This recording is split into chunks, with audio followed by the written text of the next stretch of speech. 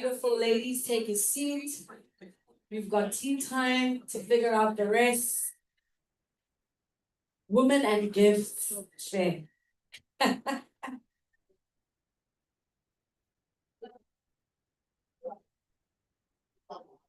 If the other gender was here, I'd be like, now you know how to get them in a frenzy. Just buy a gift. Buy that girl a gift. Can we settle down, please? We're about to sing our national anthem and start our program.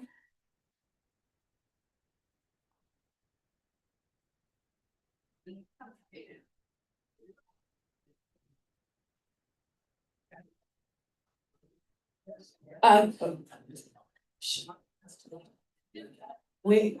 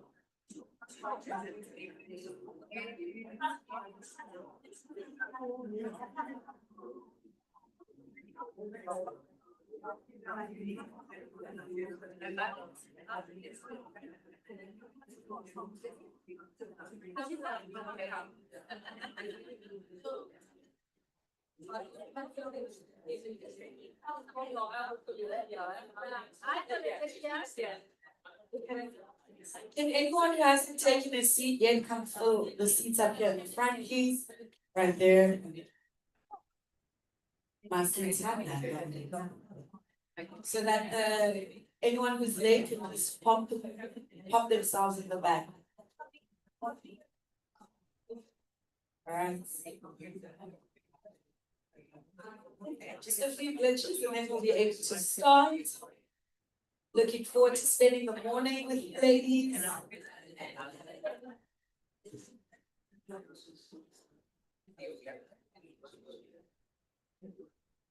Right.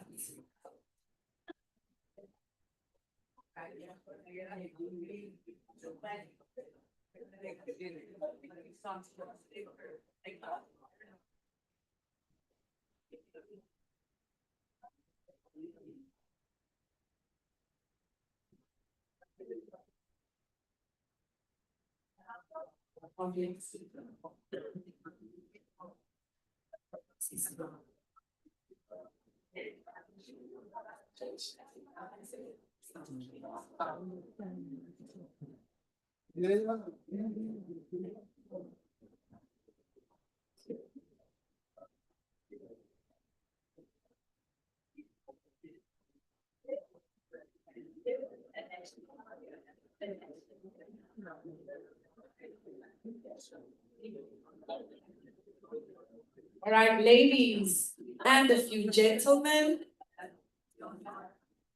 And the gents will forgive me today. It's not about you guys, but how many calls? Can we please just settle in the corner there at the back? Sanibonani. Naze nabashe. Siyabonga. Excited, okay. So ngicela nje settle down. If anyone still needs to find themselves at the back to get their gift, we'll do that at tea time. For now, can we proceed with the program? I'm excited to get into it. I don't know if you guys have seen how incredible the lineup is today. You good? Right.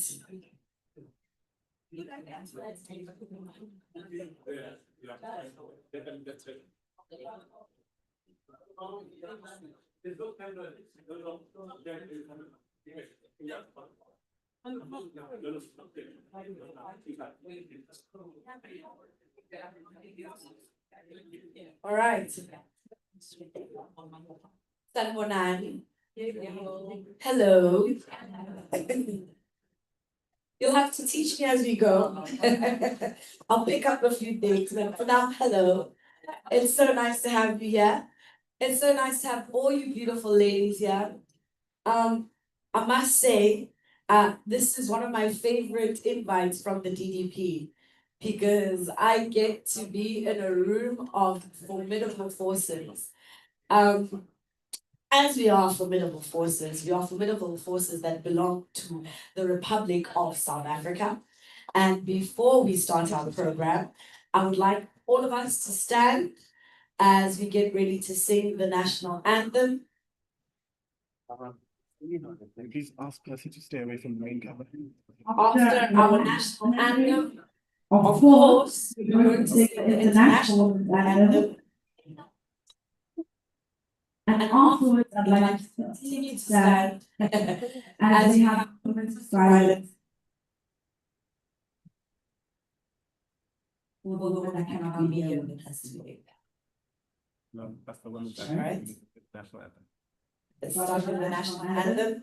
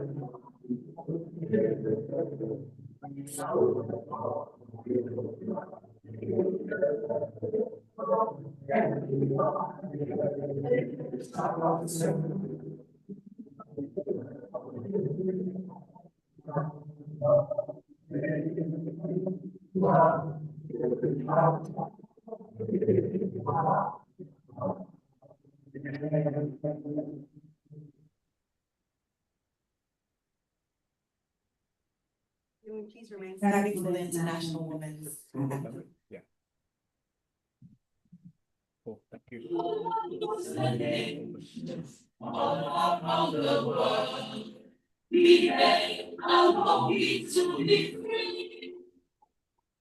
No longer in the shadows, forced to stay behind, but side by side into equality. So sing a song, for we men everywhere. Take me out from the pond and so sing a song, for we men everywhere. Equality, development, and peace. We make countryside, make all around the world. People present, hungry children grow. We sing out for justice and development, and hold the rights of all the people are. So sing a song, for we men everywhere. Let it ring out on the world and sing a song, for we men everywhere. Equality, development, and peace.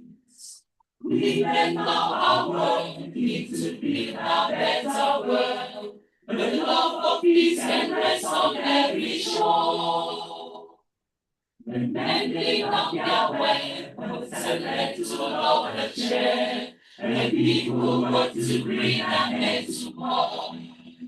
So sing a song, for we men everywhere.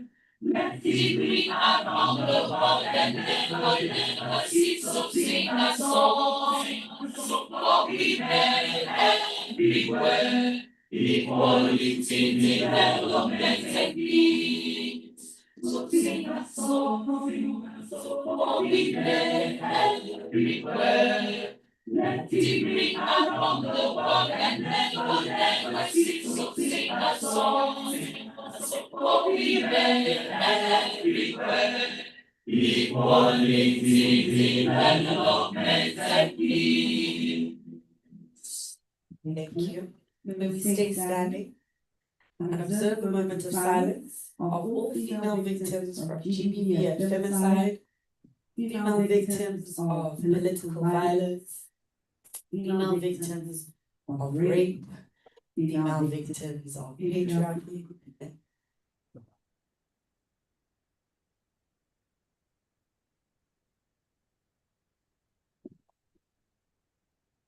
Thank you so much. You may be seated. Well, good morning, gorgeous ladies. How are you this morning? It's so good to see you here, refreshed, warm. So glad the seats are full. This weather has been acting like us lately. You know? So today we're gathered. We're gathered with a beautiful theme, a relevant theme, considering that it's 2026, LGB. Our theme is politics of gender representation, enhancing transformative representation of women in local government. So, local government is where democracy becomes personal. Right? We agree? It's the people that pick up your trash. It's the water that doesn't come up in the morning when you've got to go to a DDP women's conference. It's when people experience whether our government is working for us or not. Can we agree? Yeah. So it's really important for us that It's really changing. we know the people who are responsible in giving us and our communities the experience of water, sanitation, roads, waste management, public spaces, community facilities, local economic development, and other essential services. And for women, local government can also be the difference between feeling empowered and feeling exhausted. I know I'm preaching to the choir here. And a lot of us can either feel really empowered in the spaces that we move in, or quite exhausted because we're trying to convince the men we're supposed to be there in 2026. It's quite a sad thing. But this is why we must be a part of local governance, not only as voters and we're the highest contributors, not only as active citizens, but as community leaders, councillors, civil society leaders, entrepreneurs, activists, members of community structures. We must understand, here's the thing I have with us, the problem I have with us. We must understand the processes of municipality. We must understand how budgets work. We must understand integrated development plans. We must understand public participation. We must understand how to make submissions. We must understand how to engage with our councillors and the municipality structure. We must understand that these processes belong to us too. That we don't just put men in power, rather we become the power. Because as you know, we do the voting. As you know, we do the complaining, right? We're the ones standing by the window, calling the client. We're the ones calling when the electricity goes off. So we're a really important part of this democracy. And without us, it cannot function, right? So today, I am just going to ask for three things. I want for us to propose that as we leave today, the conference today, we make commitments rather than simple resolutions. Are we all together? So the first thing I'm going to ask from everyone in this room is that we turn rights into action. We know that every woman from this moment forward, as we leave this room, understands their rights and knows where and how to exercise them.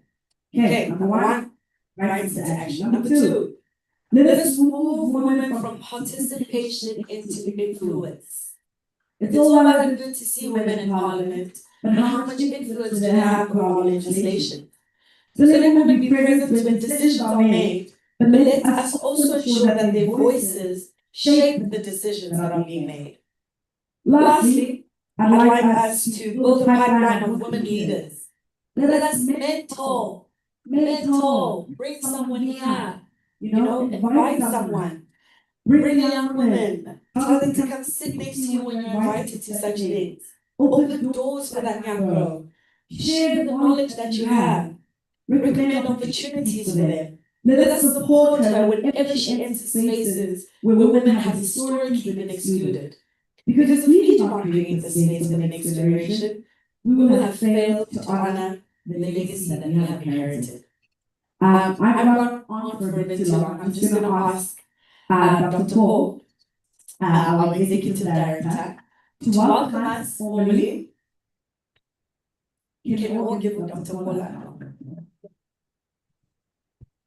I know he's the other gender, but we can do better than that, guys.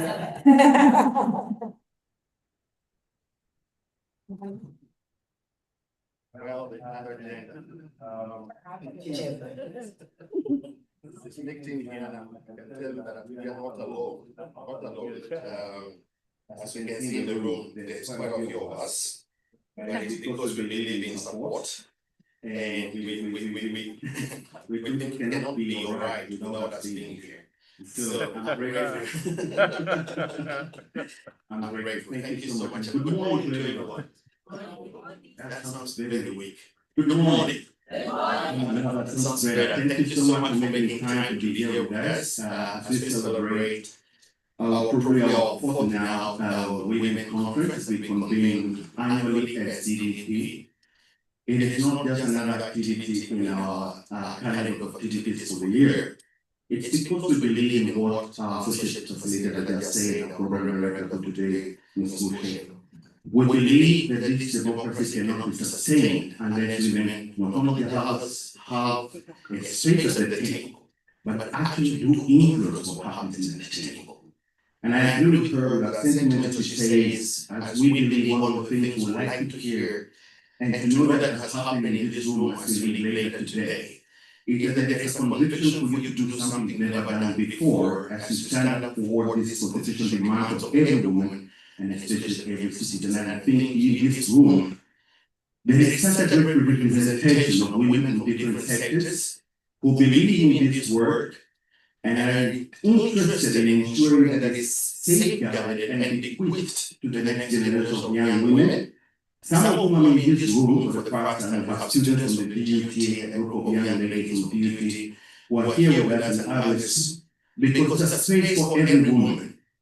And we've constructed this space with that intention in mind, to make sure that no one is left behind.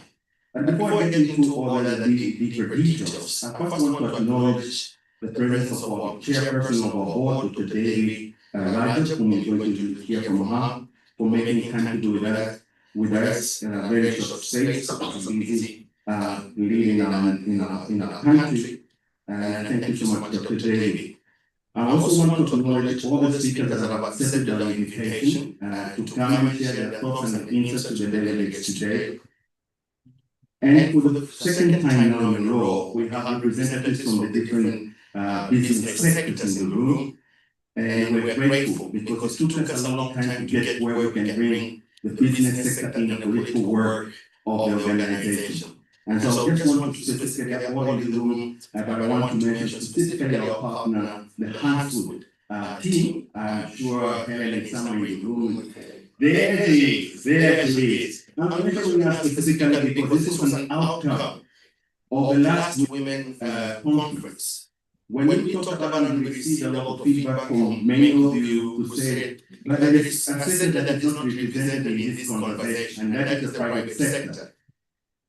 Somehow fate led us to where we are today, and we're so grateful to have all these willing ladies in the room because they represent that sector in a very powerful and personal way, and not to minimize the others who are in the room. I also want to mention that this relationship with Council does not just create an opportunity for us to interact with business sector in a very real way, but also that relationship is growing from strength to strength. We are already co-convening interventions together, and we are excited about where our partnership is going. And I think it's a good example to show that civil society and business sector can work together for the good of our nation. And all of our interventions we're working with them is actually focusing on empowering women generally to be able to claim their rights, both at workspaces and even in society and communities, but also to be able to stand up and have their voice heard in the space where that matter. And that's what is going on well, and it's now more currently now working with men in the same way, and I'm excited about that. Our colleague Brian is helping us with that work. And so also the others who are in the room also reinforces the notion that democracy is a whole society responsibility. And in our country right now, of course, we're convening this intervention at a very critical time in our country. Our democracy feels as much threatened as anything we can imagine. But it requires boldness in times like this where we feel sometimes powerless, we feel sometimes where our courage is actually threatened. And it takes rooms like this where there is deep conviction that somebody has to stand up for what is right. And we are mimicking what that courageous group of women, about 20,000 of them, who 7 years ago took the same stance and said enough is enough. I believe in this room there is that kind of courage this morning, where you're going to stand up and say enough is enough for whatever you're confronting, either in your community or in your workspaces, wherever you deploy my life. And that's what DDP stands for. We seek to activate citizenship in anyone so that we can play our civic responsibility meaningfully. In this room here today, we have sectors, open sectors, the business sector that I mentioned. We have political parties represented here. We have our friends and partners from the media houses, the various media houses. We also have a very special group of women, in a sense, because it's the first time I'm convening this from the President Association for the Deaf. and they are seated here. And for the first time we have interpretation in our conference. This is going to be now a natural thing to do at all DDP conferences. And you can do better than that. You have the great. Thank you so much, Jay, and your team for making this dream come to pass. We've tried for many years before. We didn't know the know-how, but this year I think we found the code. And it's no longer a wish, it's a reality in this room. So we're going to see this in all our DDP conferences in Jesus comes back, because we want to make sure that the constituency of our population is catered for. They matter and they need to be given a space for them to express also their insights and all that. And so this partnership with DDP and KZN Association for the Deaf is going from strength to strength. And I'm grateful for you for making time to be here. Thank you very much. We have a signing interpreter who's helping them to interpret what we are saying. The other thing that I also like to add into this room is that we also have our standing represented by our councillor. I think she's just walking there. It's a great opportunity, and thank you so much for giving us your time. We know it's a very busy season right now, and getting that opportunity to be with us and share your time with us is really great. We're going to hear from her. She's one of our speakers today. We're also associated with different academic institutions that are also giving us support. We're going to hear from Dr. Nani. She's here today. Most of you have met her before. Welcome so much. She's been helping us with some of our workshops that we've been doing, especially around political work regarding the incoming, hopefully, cancers. Very tough job to do. And she's helping us with that. In the same time, I also want to appreciate some of our business partners who have given us gifts. That's exciting part, I think. I hope I'll stay able to see that happening in person. I was told by my team that I've been working very hard to put this together, this conference together. The women's conference is not enough without gifts and rafts. And who is me to stand in their way? My only request was make it happen. And guess what? They have made it happen. So every woman in this room, if I'm not mistaken, you've got a gift already. Can we put our hands together to the DDP team that I want to do? We can do that. I want them to hear it. I want them to know that. Thank you so much, DDP team. I can tell you, I was super excited. They provoked me. I also went out and found out 2 sponsors who would also give me the gifts. Something I've never done. I only raise money. I don't raise gifts, but anyways. This year, the two of me are different, and we've done this together as a team. There is something about collective effort, isn't it? That makes things work. And the DDP winning team does exactly that, and that's why we just room this joy.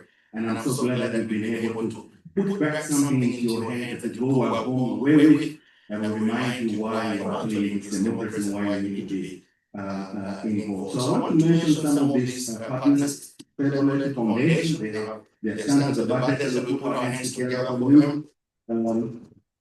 We have a corporate meeting, also we put our hands together.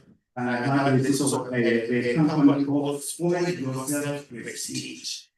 We can never be better than that. I have a feeling that has to do with massage, but I don't know. But in the name has a bit of a deeper connotation. Then we have Morgan's photography, so we put our hands together.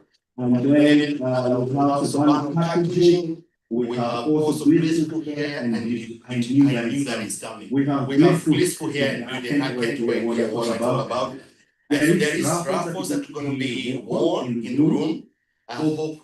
If not everyone, but some of you will be one of those lightweighters to take some of these precious gifts back home with you. And so my sentiments in conclusion is to say that I would like you to own this space today. We have constructed this space that's not just speeches. We want you to talk. And I want you to talk about the things that really matter most to you as a woman in this country, in the city at such a time as this. Your voice is needed. And also hasten to remind you that there is a date called November 4th. Just in case you forgot it. I would like to urge all of you to join it. It is important because your vote makes the right decision for us to get our city working. And we want to encourage all women from all kinds of backgrounds to get involved in mobilizing others also to go out there and vote, because that's a very important aspect in our calendar as an organization. It's part of our core work. I end by concluding with a statement that I really found very insightful from former First Lady of America, Michelle Obama, saying, there is no limit to what women do when they decide to make it happen. Isn't that powerful? There is no limit to what women can do when they decide to make it happen. I hope that's the energy that you brought into this room, and you leave out of this room with that conviction. There is no limit to me, and put your name there to what I decide to do. The benefit for our country, for our community, my family, and society at large. Enjoy your hospitality, and I declare this conference open. Thank you so much.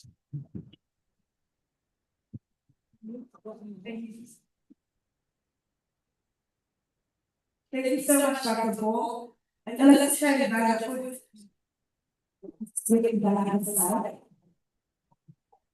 love it. You know, see, the thing is, when we say these things in public and say them in speeches, they sound so radical. We all know, as women, once you've said, Lalan, I'm doing this, you do it. You know, and then the decision comes easier as soon as it is like a reason. And then that reason is child or other women, or if the decision comes more like, no, I'm doing this. Speaking of women who can do anything and everything, I have the pleasure of inviting the chairperson of the DDP board, Dr. DDP.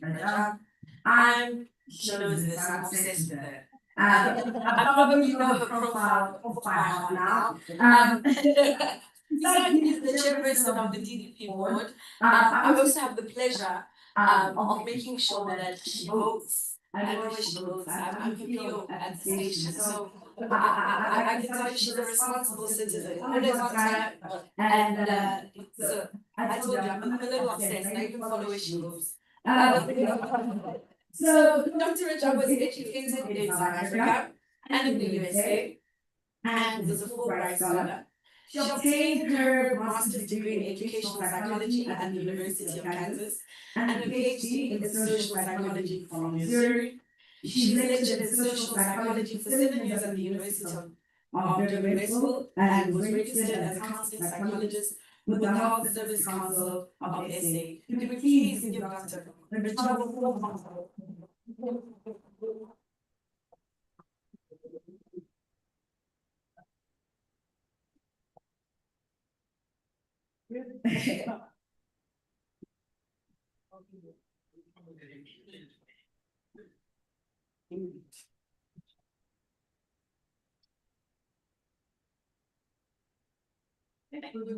Wise people. The feeling is entirely mutual. I want to say how wonderful it was to come back to one of our annual conferences and to see old faces, or rather familiar faces. And the one woman I know who she knows who she is and may even stand up. As we walked in, I said, you haven't missed this one. And she said, no, she said, but I've done what I promised that I would do at the last meeting and conference rather.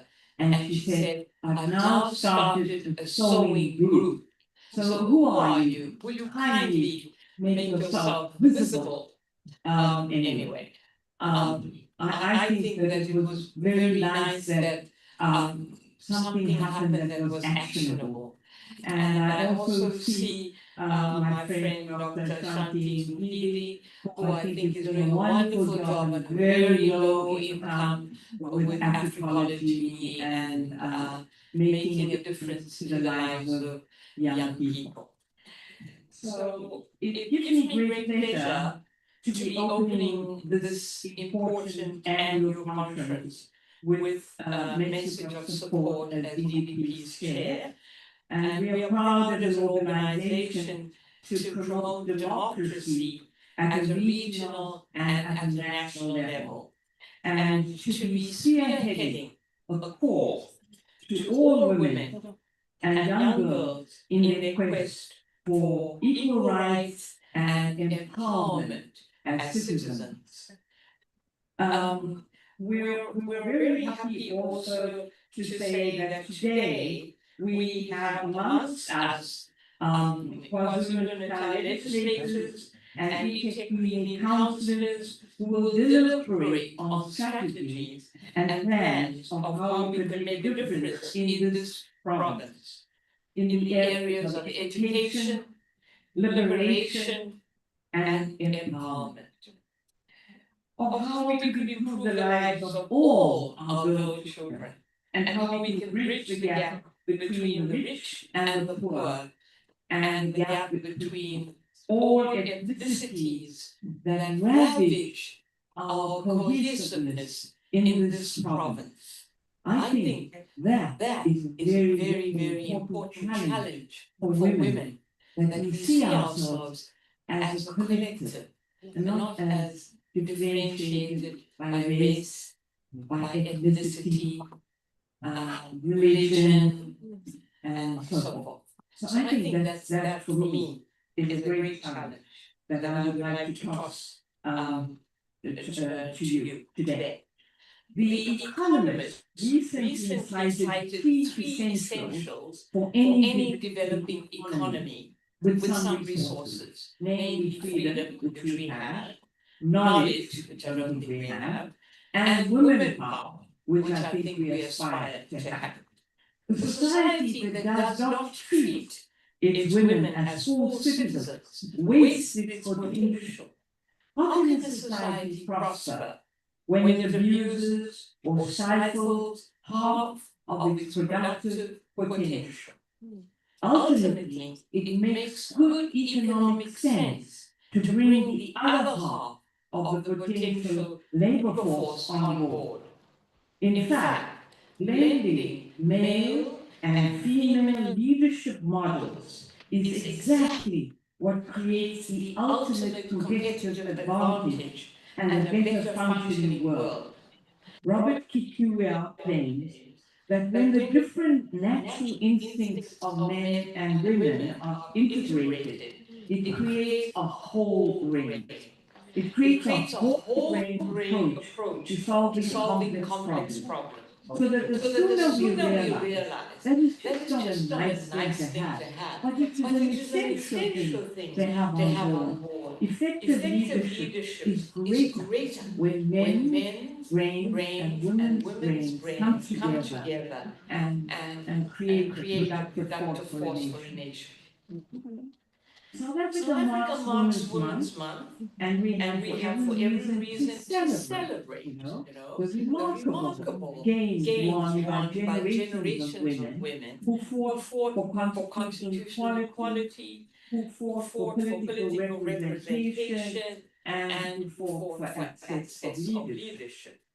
These victories transformed our democracy and restored the humanity that women in our country needed.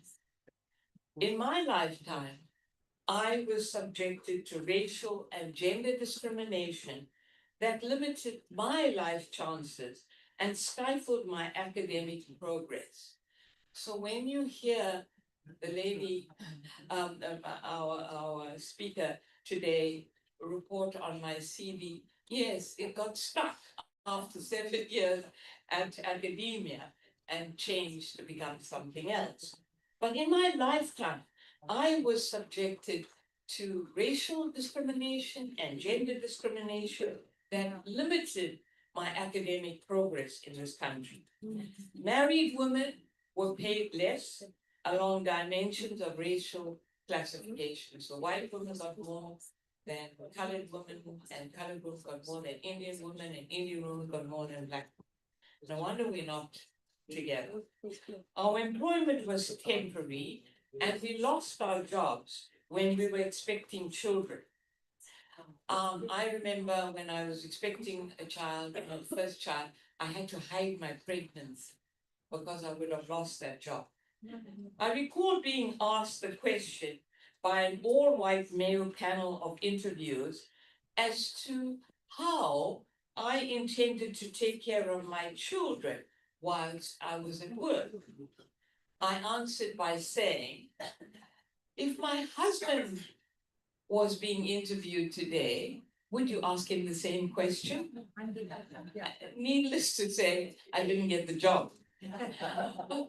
But if they had asked the question today of Indra Nooyi, who's the CEO of Pepsi Cola, a powerful woman, amazing woman, she would have said, well, I use delegation and I have my way of organizing my household around allocating jobs to other people, sharing and so forth. And in her book, which I think you should all read, it's fascinating, of how women up on the top have to manage children who want their cake produced for the cake sale that day, and she can't bake a cake. So she goes to the management of CEO and says, I want you to bake the best cake ever and deliver it to the school on time, which it gets done. Then, because she's never at home, and she's so concerned about creating a home, she systematically organizes her relatives in India to come to America for 6 months, and she'd pay for them, and they must live with her children. So it's the nani, the nana, the whatever, the relative and so forth, the uncle and the aspirant niece who would come happily to America for 6 months, and the children would have a sense of there is a home, there is a family, there's a community. So women actually can't do it on our own. Another aspect that we in our generation had to face was that I would invariably find that as a woman, they would expect you to pour the tea. And then I would say to my colleague, hey, Bernard, you like tea? He said, yes. I said, well, you like tea? You make tea.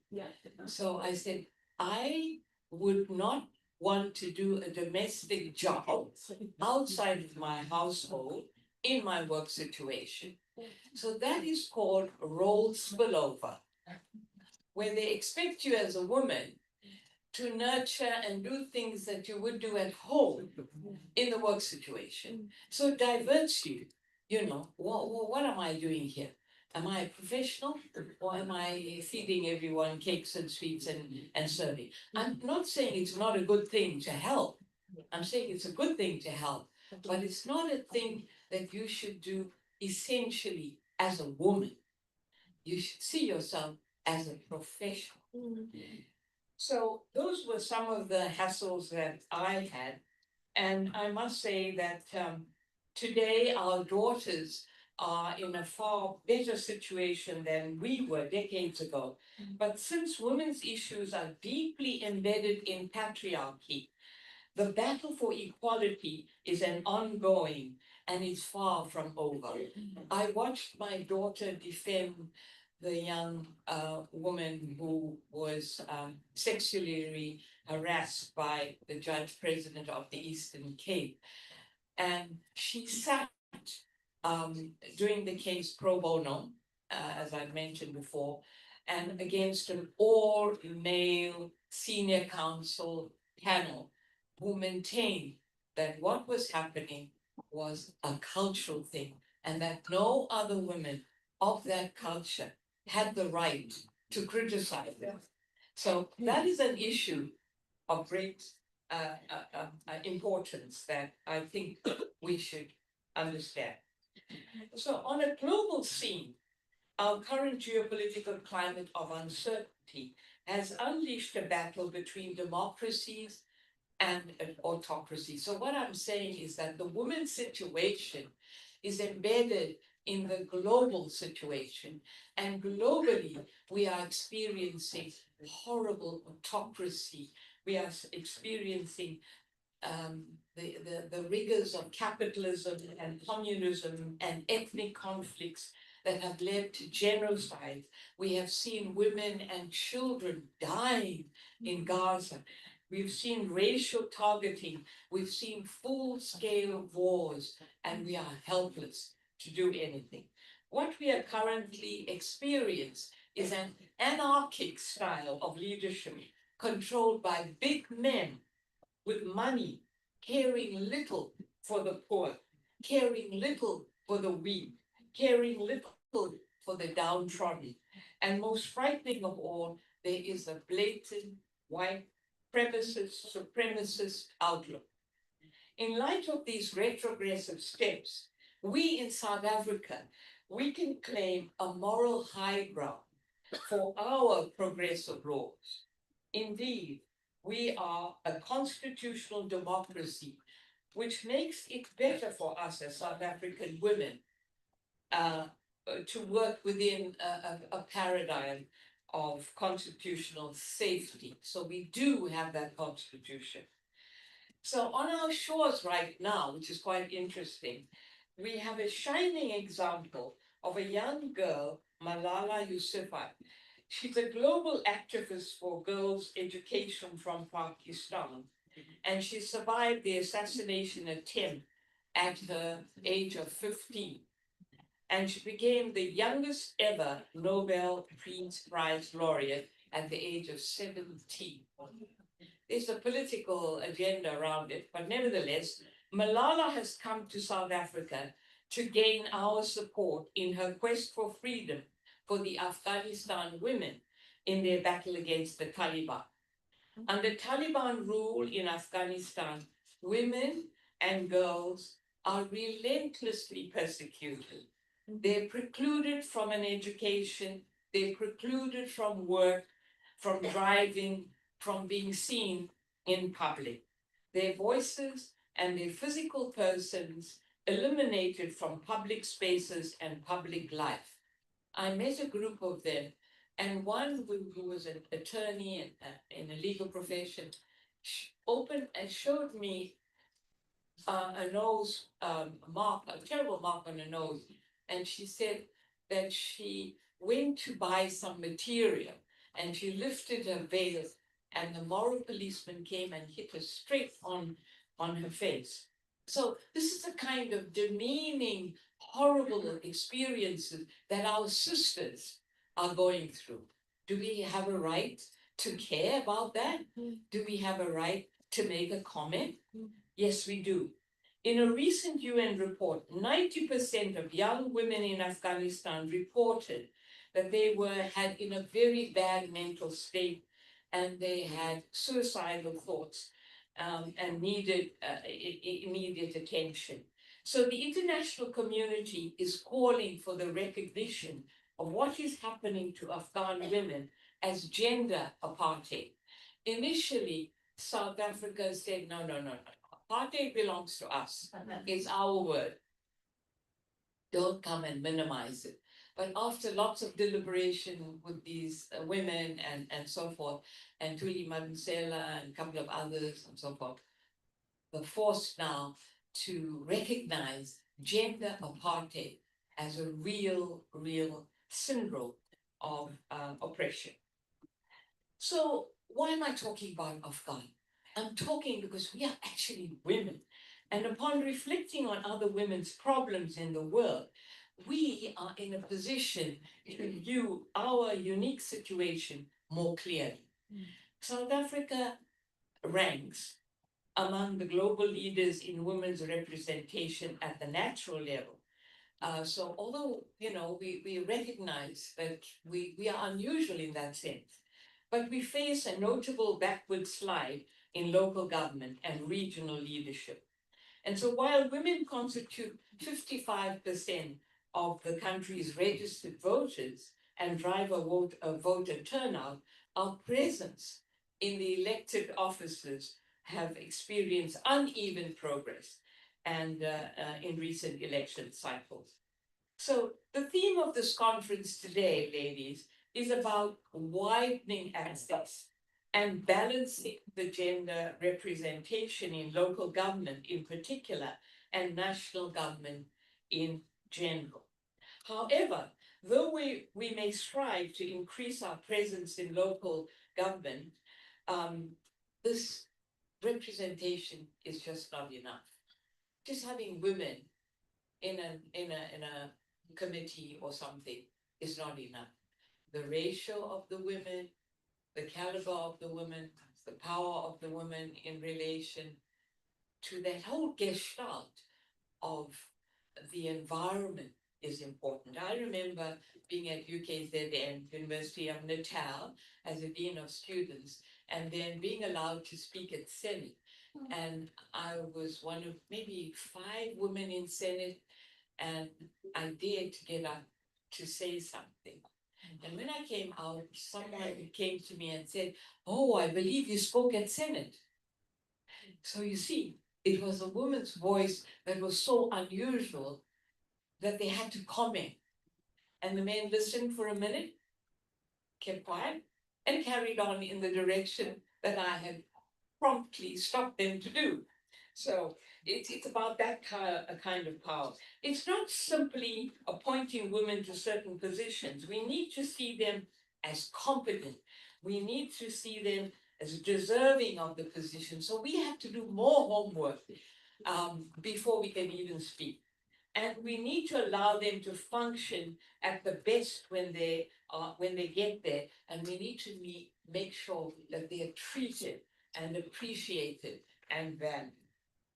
So while representation forms part of this discussion, rigorous institutional counter change must be instilled so that we create safe and affirming spaces for women to lead. Men automatically have that environment. They're lucky, they're comfortable. Get in, they're comfortable. We get in, we have to make ourselves comfortable. Especially if men, in a legal situation, men may say, "Oh, guys, come on, let's meet for cocktails at 6." But we have to go back and cook the dinner and see to our children and be very much an integral part of the family. So when we do go to after 6 cocktail parties, and they're all men, they're drinking, and then they're making jokes about women and their body parts and things like that. And if we don't laugh, they say, "Oh, scapegoat, oh, wet blanket, wet blanket." No, we're not wet blankets. We need to say, you need to transform this environment to make it gender neutral. You need to respect us. Some students once came to me to say that the SRC, where Panyaza Lusufi was then the SRC president, was very uncomfortable. And I said, "In what way?" She said, "Well, when you go into the offices, they've got no pictures of girls on the walls and things like that." Now that is not an environment that is conducive or gender neutral. So you have, those are the kind of things, or the jokes that men say is very important. So there are many barriers that deter women from establishing careers in male-dominated fields and in country. The exclusion of women from male-oriented social circles, the common stereotyping of women as lacking certain skills, and often being perceived first and foremost in terms of our appearance and our sexuality, are just some of the things that challenges the dissonance in the workplace. It's a man's world. There is no doubt about it. So for decades now, it's our responsibility to make sure that we stand on our grounds, we cement ourselves in these positions that we deserve to strive and to make our space comfortable. But for decades, women movements fought courageously for access. They fought for constitutional equality and for laws recognizing women's rights. They fought for representation in parliament, on the bench, in the executive, in universities and boardrooms and so forth. I must tell you one little incident, just give me a minute. I'm sitting at a board meeting, and then all men, and I'm sitting there. And then the Dean of Law at that time, Isabel Konai, and I'm sure she won't mind me telling you this because it's like 30 or 40 years or 50 years ago. It's probably somewhere. Anyway, she walks in with a baby. And then she puts her bag down, she's got the baby in the arms, and the men are all kind of looking uncomfortable. Then she whips off a thing, opens the breast, feeds the baby, carries on, but contributes. And they're looking this way, that way, everywhere, and they don't know where to look, and they're pretending there's no baby in the room. When she left, I said to her, Isabel, I really think you're amazing. You were able to pull that off. She said, what? I said, you know what you did? Well, there you are. That is amazing. I would never have the guts to do that, actually. But there we are. I think I'm going on a bit, so I need to just I need to stop a little bit and say that patriarchy does not disappear because movement speaks the language of liberation.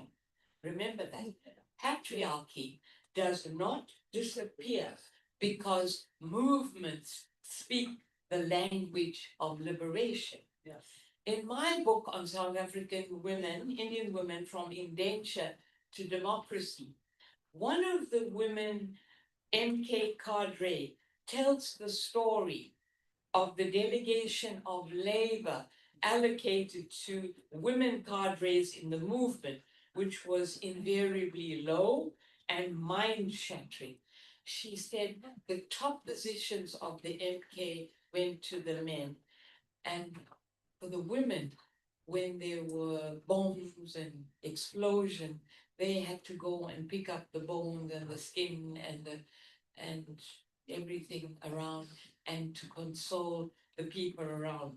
So indeed, women from the glass ceiling to the factory floor have their unique stories of oppression to tell.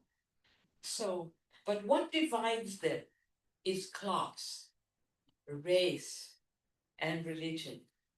That is why it is so important to hold such conferences amongst ourselves to contemplate our situation, to assess our progress each year, and to plan for action in the future.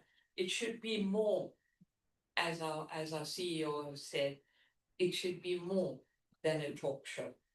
The next frontier of the female struggle cannot simply be representation. It's got to be institutional transformation. Every public institution should be required to understand gendered power, not through symbolic talks, seminars, workshops, but through sustained education about patriarchy, because cohesive control, organizational culture, bias and institutional accountability, and restorative justice for the victims. Just taking a guy and putting him in prison is not going to help the victim. So there's got to be restorative justice for the victim. How we treat them, how we acknowledge their pain, how we help them through the process. So democracy is not something that one can automatically dismantle. We can't automatically dismantle patriarchy. It's there with us. It merely gives us an opportunity, like it is today, to actually do this. So sorry, ladies, I overextended I have my way of telling too many stories, and I hope I haven't gone beyond my brief for the other more important speakers to come. So I wish you a wonderful conference today.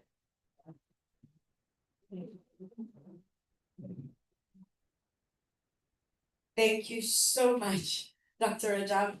I let some things go because it's her, like I explained before, right? And she did say, thank God for the biasness. So thank you so much for those words of encouragement and support. Imagine roles spill over. Can you imagine walking into a lecture room and being like, sir, could you just fix my car quickly? Sorry, dear CEO, could you just look at my car? There's something that I can't hear. I'm not sure if. Imagine the audacity that men sometimes have. We need to practice that same audacity for each other. We need to practice that same audacity for each other. Be audacious, dear woman. Be audacious. Do not be scared. And speaking of audacity, you see how I lead into things.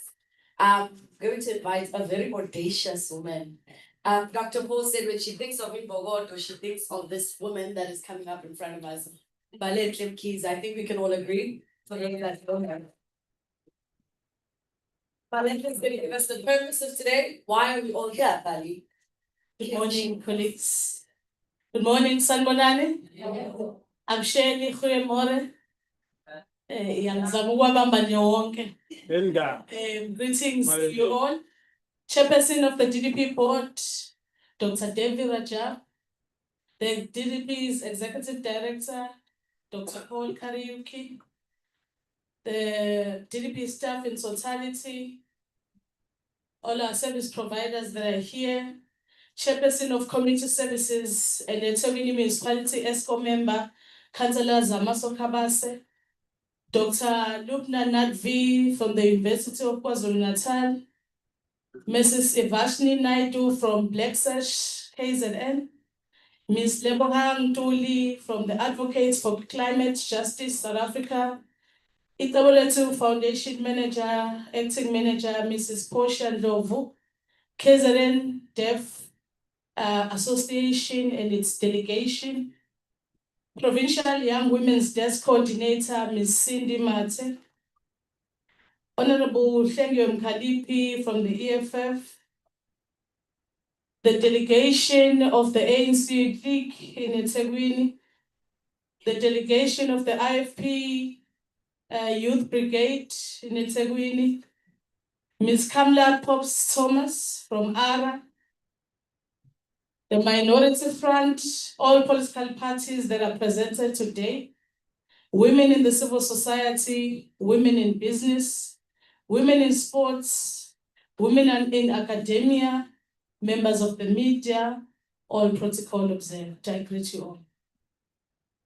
As my colleague has introduced me, I am Baleka Mkhize, DDP's Partner Liaison and Development Officer, coordinating the youth and women's portfolio. As we are gathered here today for the 2026 DDP's Women, Leadership and Democracy Conference, under the theme Politics of Gender Representation, Enhancing Transformative Representation of Women in Local Government. South Africa commemorates 70 years anniversary since the 1956 Women's March to the Union buildings to protest the apartheid regime's pass laws. This signifies women's role in the democratic society, which have been largely ignored in history texts as recorded and published historical books, often focusing on achievements of men, on their military exploits and leadership ability, virtually leaving women out of the significant recordings of the South African history. We cannot deny the progress that has been made towards the gender equality discussions, policy and affirmative action. But society is largely dominated by patriarchal values, especially in the province of KwaZulu-Natal. True democracy requires inclusive governance, yet gender disparity remains a persistent global challenge. While international frameworks like the UN Beijing Platforms for Action have driven numerical increases in women's parliamentary seats, structural obstacles continue to prevent equal participation. This challenges us as a civil society to continue to champion gender equality and representation, specifically looking at the equality of women in local government as we approach the 2026 local government elections. Women's local government representation has declined from 41% to 37%. Similarly, regressions globally indicates that voluntarily party quotas are insufficient. There is a critical need to transition from descriptive representation, which focuses more on numbers, to substantive representation, which translates to power and institutional influence. Political and legislative structures are fundamentally non-neutral, and shaped by historically entrenched patriarchy. Women and the LGBTQIA+ community in political actors face specific barriers that restrict their full involvement. This includes the systematic inequalities, which is largely witnessed through disparities in campaign financing and economic resources, the institutional gatekeeping through biased political party recruitment and strategic sidelining on candidate lists, the socio-cultural obstacles, largely gender stereotypes, the media bias, unequal and unpaid domestic labor loads. Safety concerns are one of the issues, which often comes from rising political violence, online harassment, and physical intimidation against female candidates. The conference objectives are to interrogate how modern political parties and institutions act as structural gatekeepers surrounding gender representation, to strengthen strategic reforms by exploring legislative models such as mandatory the zebra crossing, listing policies to enforce equality, develop traditional binaries to include the political realities of marginalized gender identities, youth, women, and women living with disabilities. The conference intended outcomes are to strengthen women's representation in politics and combat gender bias in public discourse. Developing practical actions, plans for political party reform, gender budgeting and media monitoring frameworks, and lastly, policy brief detailing legislative models for mandatory gender quotas and women living with disabilities. Our commitment as the DDP is to co-create platforms such as these for women to frame discussions on how women's participation and representation in local government can be transformed by ensuring that women are not only present in political institutions, but are empowered to influence decisions, reshape government priorities, and advance inclusive, gender-responsive development in communities. And in concluding, political parties must change. Parties should support women not only as candidates, but as leaders with access to resources, training, mentorship, and decision-making spaces. Women's leadership must influence the outcomes.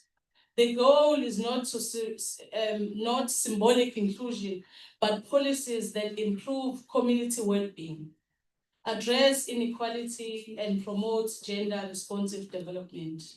Today, we are making a call to government, political parties, civil society organizations such as DDP, and communities to create conditions for women to lead safely,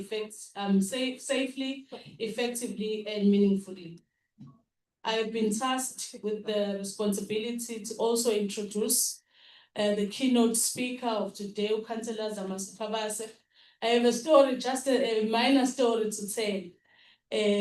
Councillor Sokabase, just to indicate how she has supported women across age groups. I'm gonna tell a story about 20 years ago, when she was still a teacher. I forced myself into a class, grade 2. I wasn't supposed to be there, but I ended up being there because somewhere, somehow, she's always remained my role model. When you speak about gender representation, I know how she played a role into ensuring that my own mother becomes independent in her own right. There was a time, Dr. Paul, Dr. Rajab, where teachers, there was no space for teachers in the department. She played a critical role to ensure that women in that space in education were employed and permanently employed. As I speak today, my mother has been teaching for over 20 years because of her contribution.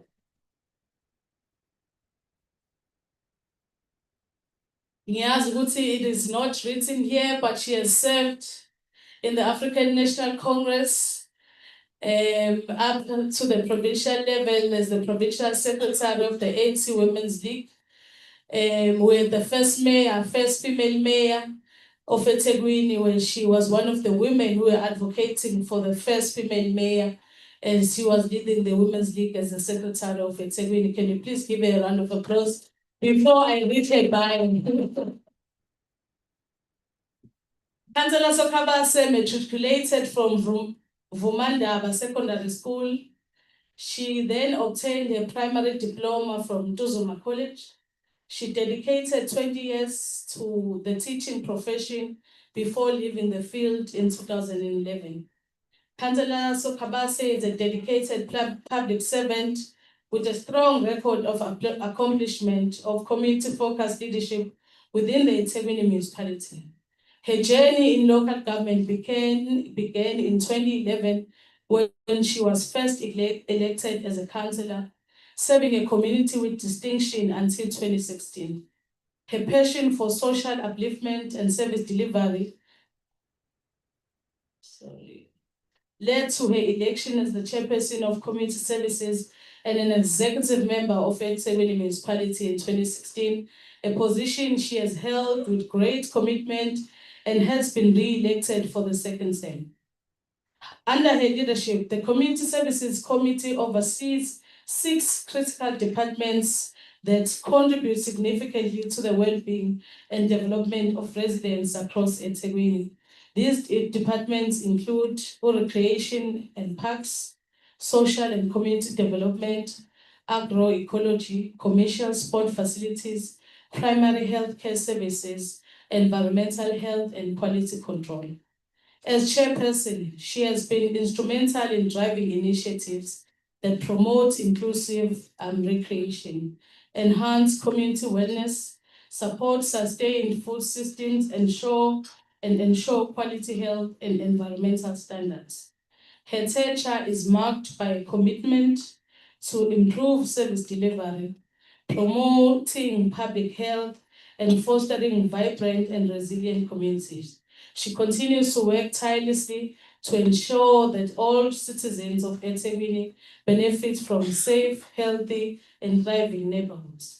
Councillor Sokhabase holds a national diploma in basic education, an advanced diploma in education, a certificate in municipal finance and administration, and a national diploma in local government law and administration. Can you please all stand to welcome our keynote address, Councillor Sokhabase?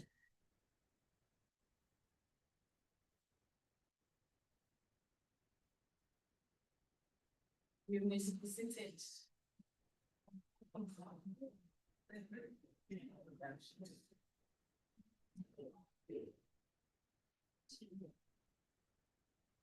Sanbonan. Good morning. Kuyamore. Kuyede.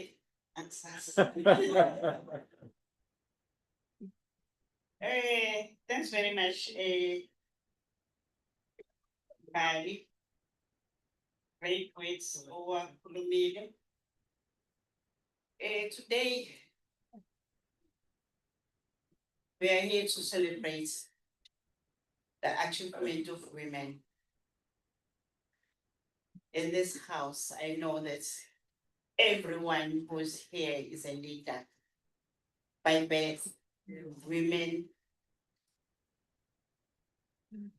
was just given that responsibility by all our might God.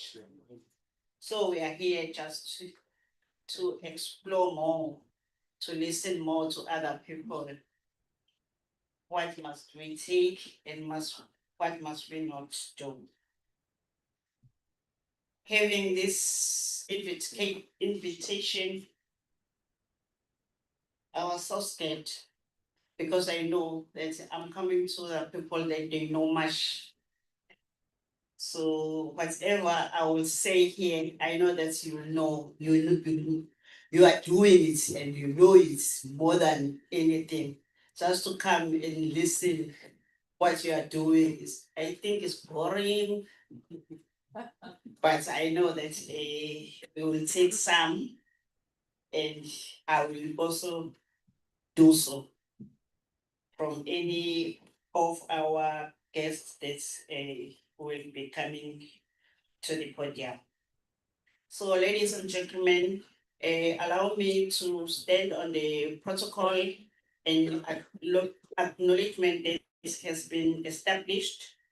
It's an honor to me to be in this gathering. Honorable Chairperson, distinguished guests, fellow leaders, ladies and gentlemen, good morning to all of you. Today, I would like to speak about an issue that lies at the heart of democracy, equality, and development in South Africa. The politics of gender representation and the needs to enhance the transformative representation of women in local government. South Africa has made a remarkable progress in advancing women political representation since 1994. The democratic constitution, establishment, equality, and non-discrimination as fundamental principles of our society. While political parties, particularly through mechanisms such as gender codes, have contributed significantly to increase the number of women in elected positions. Yet, we must ask ourselves an important question. Is having more women in political office enough? My answer is no. Representation is not transformative simply because women occupy seats around the council table. Transformative representation requires women to have real influence, meaningful participation, and the power to shape decisions, policies, budgets, and development priorities. Local government is particularly important because it is the sphere of government closest to communities. Municipalities are responsible for service and programs that directly affect people's everyday life. Water, sanitation, housing, electricity, roads, waste management, community facilities, and local economic development. For many women, these issues are not abstract political concerns. They are live, they are lived realities.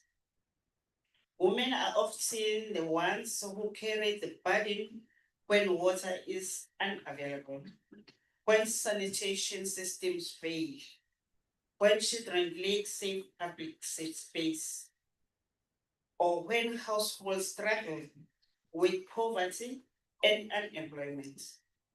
Therefore, women must not merely be consulted about local development, they must be active decision makers in determining how community developed. Ladies and gentlemen, we must distinguish between descriptive representation and substantive and transformative representations. Descriptive representations ask, are women present in politics institutions? Transformative representation asks, what difference does their presence make? A council may have many women councillors, but if those women are excluded from key communities, denied their leadership position, ignored during decision making, or pressured to vote according to political interest rather than community needs, then numerically representation alone cannot deliver transformation. We therefore need to move from women presence to women power. One of the major challenges is that women in local government continue to operate within political institutions that have historically been shaped by patriarchy structures. Women politicians can face gender stereotypes, harassment, intimidations, unequal access to resources, political gatekeeping, and expectations that they should remain in traditional feminine areas of responsibility. Women may be encouraged to focus on social development while men dominate portfolios associated with finance, infrastructure, economic development, and strategic decision making. This must change. Women belongs wherever decisions are made. Transformative representation also means recognizing that women are not a single uniform group. A young woman in a township, a rural woman, a woman living with disability, a working class woman, a professional woman, and a woman from a traditional community may experience local government very differently. Our approach to representation must therefore recognize intersectionality. We need political institutions that make space for women from diverse backgrounds and ensure that their different experiences inform public policies. Another important issue is political violence and harassment. We cannot speak seriously about women political participation while ignoring the hostile environment in which some women operate. Threats, intimidation, sexual harassment, and gender-based violence undermine democracy itself. A woman should not have to choose between saving her communities and protecting her personal safety. Political parties and municipalities must therefore establish strong mechanisms for preventing and responding to harassment and violence against women in politics. Accountability must be real, transparency, and consistent. But transformation is not only about removing barriers. It is also about creating opportunities.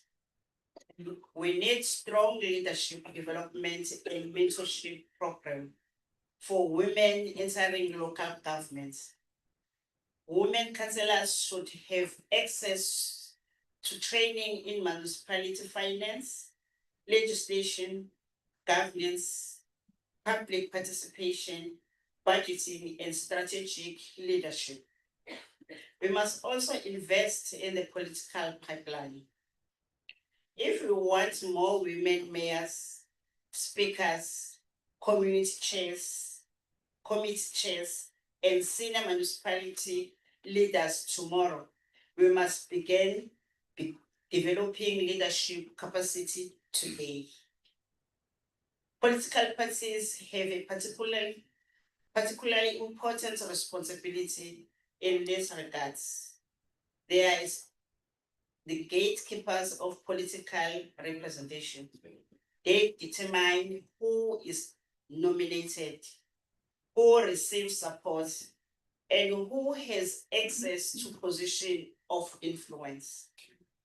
Gender equality must therefore extend beyond candidate list. Parties must create internal culture in which women can rise through the ranks, content leadership position, and exercise authority without being subjected to sexism and political intimidation. Ladies and gentlemen, transformative representation must ultimately be visible in budgets and policies. A municipality that has women in leadership but continue to overlook women economic empowerment, safety, childcare, public transport, sanitation, access to land, local employment,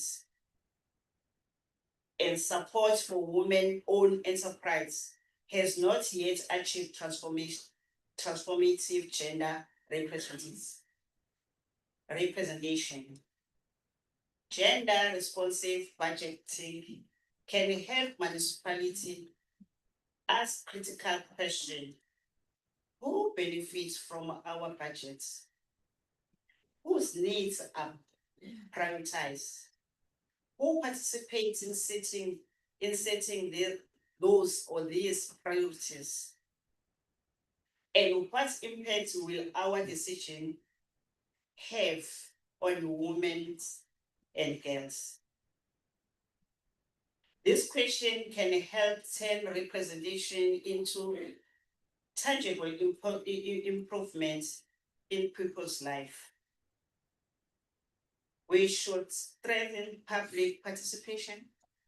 Women must have meaningful opportunities and participants, not only during election, but throughout the municipal decision-making processes. Community meetings, wide community, integrated development plan processes, and other participatory mechanisms should be accessible and inclusive. Women's voice must be heard, not as an afterthought, but as an essential part of democratic governance. Most importantly, we must change the way we understand leadership. Women leadership should not require women to imitate traditional masculine forms of political authority. Transformative leadership allows different experiences, perspectives, and approaches to contribute to better governance. Women should not have to become less compassionate to be considered strong leadership. They should not have to accept sexism to demonstrate political thoughtness, and they should not have to compromise their principles to gain legitimacy. The goal is not simply to put women into existing system. The goal is to transform the system themselves. This is the excess of transformative representations. South Africa democracy has already demonstrated that change is possible. The next step is to deepen that change at a local level. We need municipalities where women are not merely represented, but respected, protected, empowered, and heard.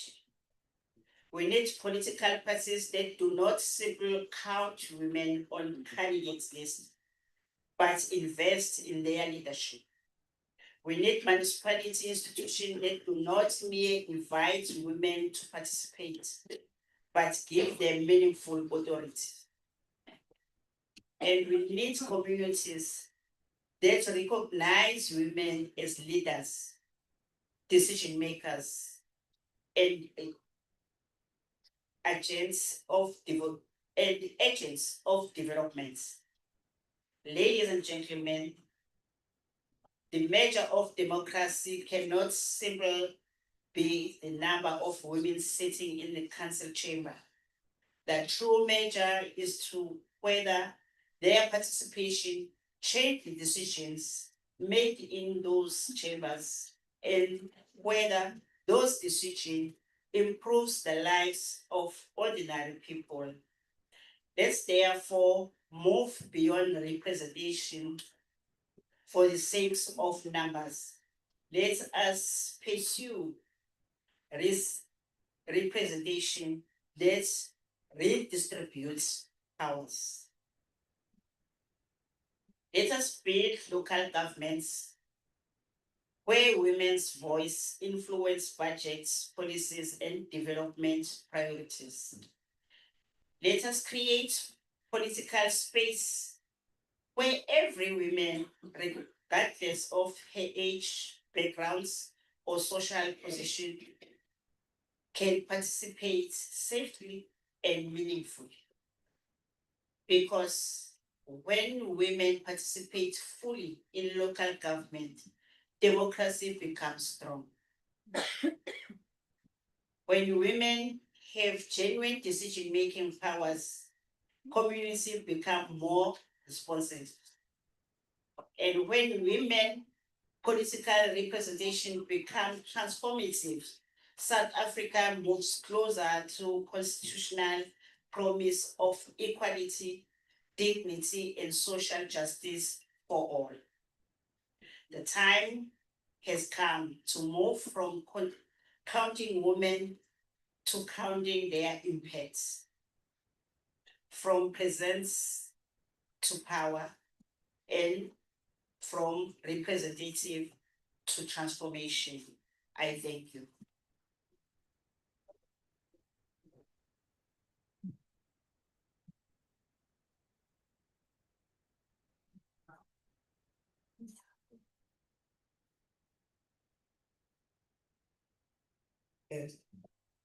Thank you so much. I'm just gonna ask for us to stand a bit after that amazing keynote address. I'm just gonna ask everybody in the room to get up. I want to see if we can do what Councillor does. We're gonna get to it. Just give me time, yeah? Everybody up. No, let me yeah.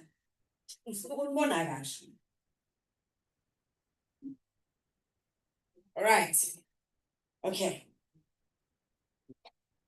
I'm feeling like Monday morning energy here, right? And we're trying to do women, impactful women, leadership women, change the world type of woman kind of energy, right?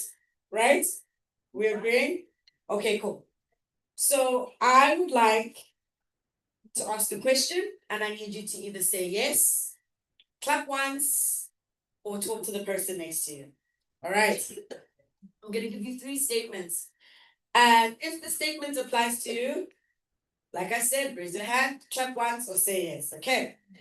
So, ladies and gentlemen, if you believe women belong in every room where decisions about our communities are made, say yes. Yes. Still Monday morning. Still Monday morning. Okay? Okay, it's fine. But I can hear there's a democracy that's happening. Are we saying how do we say that yes this time? Yes? Okay, cool. So you'll say yes, you'll clap once, or you'll speak to the person next to you. All right. Okay, cool. If any of the women and Sanfagi agents, I greeted you, I think it's enough for today. All right. So if you've ever had to work twice as hard just to be taken seriously because you're a woman, clap once. Clap once. Okay, cool. Great. I think you guys have stories. God. Okay, cool. If one day soon, we hope. Just on the fact that we'd also like to see a female president, you know? If one day you're the president of South Africa, what's the first thing you do? I need you all to just shout it. Somehow, somewhere, I'll get it. The first thing you'll do if you're president. Or sign. Yes, small. Come on, we've got great leaders in this room. Yeah. We're getting to Tuesday.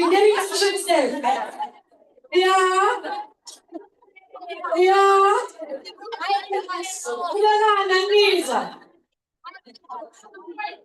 Change the world.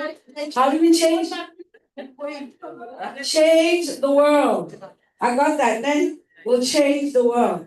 Okay, great. Fine. I can see that we've got a few people that are ready to take on the presidency. I don't know, with all the problems that we have in South Africa, I'm not sure right now is a good time.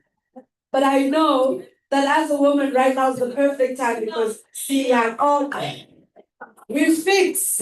Our mandate is to fix. Okay, welcome to Thursday, everybody. Thank you. Sit down. I was waiting for some energy. Okay, now that we're sitting down, turn to the person next to you, Nen. There's a person right next to you here. With my knife. Almost, are you awake now? Are you ready? Are you ready for the session to begin? Yeah. You're ready? All right, ladies and gentlemen. In 23 minutes, I'm a girl of time. In 23 minutes, we're gonna have a working team.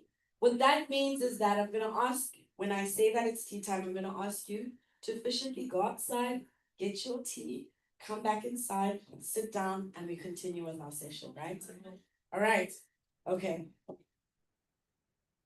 Sanbonan. Niyaphila. Wathini abafazi? Hayibo wathini abafazi? Kids, wathini abafazi? I'm wearing my boots today. Wathini abafazi? Everybody, wathini abafazi? Wathini abafazi? Okay, I've been such a you know, and what we're doing here is important. We need to be awake, right? We need to be hearing the things that are being said to us. We need to remember, I'm hearing a recurring theme.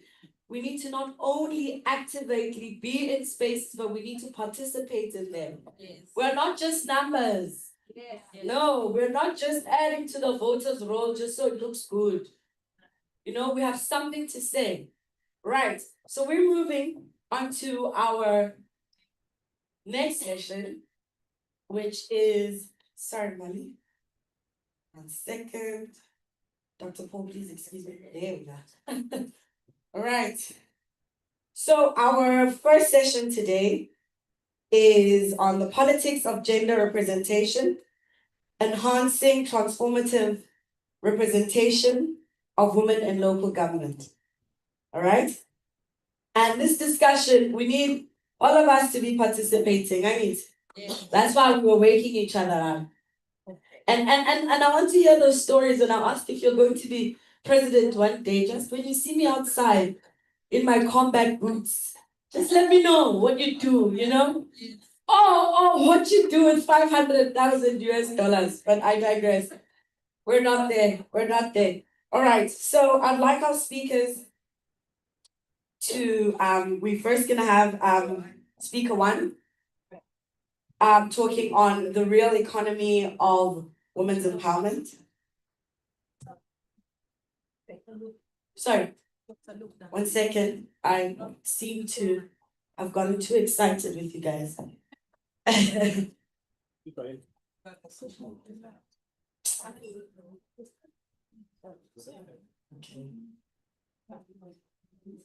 All right. Session one, sorry guys, I like I said, I got excited. We're gonna ask Dr. Nadvi, who is an academic and researcher based in political science and international relations program in the School of Social Sciences at the University of KZN. She has served in various leadership roles, including Secretary and Treasurer of the South African Association of Political Studies, 2001 to 2004. She's been head of Department of Political Studies at UDW from 2003 to 2005, and a cluster leader of the International and Public Affairs Cluster, School of Social Sciences in 2025. She has published in various academic journals, edited book collections, as well as contributed articles for various popular publications, newspapers, and published a collection of poetry. Can we please give her a round of applause? Thank you. Sanbonani. Good morning. How are we doing today? Well, thank you. So our facilitator got us all sort of excited, worked up. Hope the energy levels are a bit elevated. Yes? Yes. Wonderful. Okay. First of all, let me thank the DDP and its leadership for the invitation to come and speak with you today at this women's conference. Whenever I come to a DDP workshop or session, I feel very much at home. There are colleagues that I've worked with for many years. Some of the DDP people who work at DDP are. But can you just right? I can't see the interpreter. My apologies. Is this better? Thank you. So some of the DDP staff are my former students, so that's wonderful as well. And it's lovely that, oh, I apologize. I'm going to try and move out so that everyone can actually hear much better and see much better. Thank you. Thank you very much for the invitation for today. You know, when an academic comes in front of you, and some of my students would know this, is to tell you certain things that you may not have heard before, or you might find uncomfortable, or you might feel, what is this person saying? Academics and, you know, social scientists, which is what I am, have a role to, as we call it, speak truth to power. Have you heard that term? It means that we are saying things that need to be said, things that are sometimes uncomfortable to hear, things that are reflecting the reality on the ground as they are. So that's what I'm going to do in this session. So if you are feeling a bit uncomfortable, good.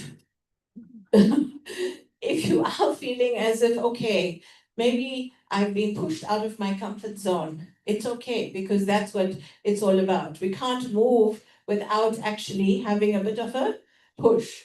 So I'm going to say a few things, and I look forward to the conversation as we collectively engage in it. My task is to talk about politics of gender representation, enhancing transformative representation of women in local government. So I hope the technology works. Wonderful. I just want to share the outline of the presentation very quickly. I'm going to start off by looking at some reflections and observations on local government in South Africa, because it's very important to look at the bigger picture of what is local government like. What are we dealing with? What is this space that we are looking at? Then I want to focus on the current state of affairs of women in local government, because that's my brief, that's the task I've been asked to focus on. Then I want to focus on obstacles faced by women in local government, because that's where the uncomfortable stuff comes in, the realities of what we are dealing with.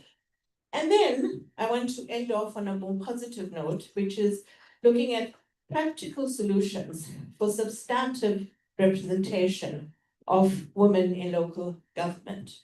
So I would hope to walk around, but just for the benefit of our sisters who may need to have access to the interpretation, I'm going to try and maybe stick to one place so that you are able to hear and see. So some questions to guide the conversation, because these are things, and our colleagues at DDP had asked me to look at these questions. Firstly, What does a more nuanced approach to gender equality in civic, economic, and political leadership look like? What has been the stumbling blocks against progress towards achieving a substantial number of females in positions of power and leadership in South Africa? How far have the affirmative action initiatives come towards equalizing the number of female leaders in the civic, economic, and political sectors? There was mention made earlier just now that we have not yet had a female president. This is something for us to think about. Do current municipal integrated development plans, or the IDP, mainstream gender in service delivery and local budgets? Do they? Yes? No? Okay, we'll talk about it. How do we measure the real influence of women in local coalitions rather than just counting their presence? So these are some of the guiding questions, and these are things that we need to reflect on. So I want to, as I said, start off by looking at the bigger picture. What are we talking about? South Africa has 257 municipalities nationwide, comprising metropolitan councils, 44 district councils, and 205 local councils. And as academics, we like to present the source of our statistics. So this comes from COPTA. As of August 2026, service delivery failures, and this is where we're getting into the uncomfortable bit, reported widely in the media, have become common across many municipalities. This includes, I've just listed a few, not all, irregular and often absolutely no water and electricity supply. Is that the case for some of us? Yeah. I didn't have electricity last night. I didn't have water a few days ago. So we're all going through it, yeah? It's a reality. Irregular, okay. Lack of refuse collection, big problem. Refuse is building up in certain areas. Lack of maintenance of public facilities. Some of our public spaces are just falling apart. Would you agree with that? Okay. And we live in the city of eThekwini, but this is a problem these are problems that are faced by all municipalities around the country. And then, of course, inappropriate budgeting and management of funds. So these are of finances. These are things that are happening in our local government spaces at the moment. Would you agree with that?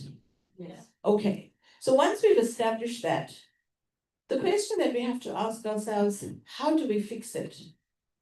I have seen citizens who have gone, and if we, for example, I didn't mention potholes here, but if, for example, we have potholes on the road, I've seen how citizens themselves have gone to try and fix, including our women and our sisters, gone to fix the potholes themselves. So we as citizens are now becoming, people who are providing service delivery. Another difficult reality that we have to deal with. So this is what, something we have to face. In terms of the finance issues, a recent Daily Maverick article pointed out that municipalities owe creditors roughly 160.8 billion by late 2025, including vast sums owed to Eskom and water boards. Another reality we have to deal with. That's why, of course, apart from the perhaps technical reasons that water is not coming into our taps, because municipalities are maybe not paying the original service providers of these things, we're not getting them. Poor budgeting by municipalities is also leading to wasteful expenditure as well as repeated qualified audits by the Auditor General. And as far back as 2009, this is a very important point, a COPTA report identified that there's a huge skills shortage. This is another issue within the labor that is working or force that is working within local government. Unskilled employees from back then have been hired to carry out tasks that are meant to be done by qualified individuals. Would you agree with that? Another difficult task, another difficult truth. However, more recently, and this is a bit of a sort of light at the end of the tunnel, government has recently introduced what we would call a national framework towards professionalization of the public sector, meaning that it is now focusing on trying to make sure that people who are qualified are hired into the local government sector in public spaces and service delivery spaces to make and we all get the services that we should be getting. Okay. So let's get to the realities about the status of women in local government, because that's our core focus. The reality is that there's a declining presence of females in the local government sector. A Commission of Gender Equity CGE report indicates that, I'm sorry if this thing is cutting off, I don't know why the technology is not showing the entire slide, but anyways, I think you'll pick it up. It indicates that women's presence in local government has unfortunately declined by 4% in 2021. So that was the last local government election, right? And okay, that might be a bit difficult, but okay, I think you're trying to, okay, I think leave it as is. I think it's maybe 1 or 2 words at the end that are cut off. And from 41% in 2016, that's 10 years ago, to 37% in 2021, whereas it had declined by just 2% in 2011.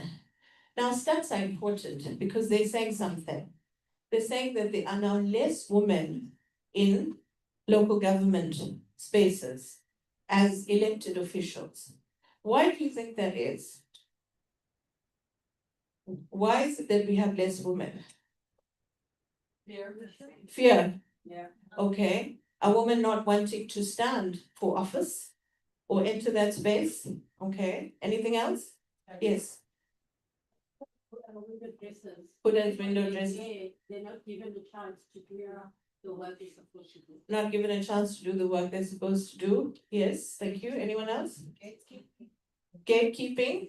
Okay, great. So we are now saying what is actually going on. This is very important for us to understand.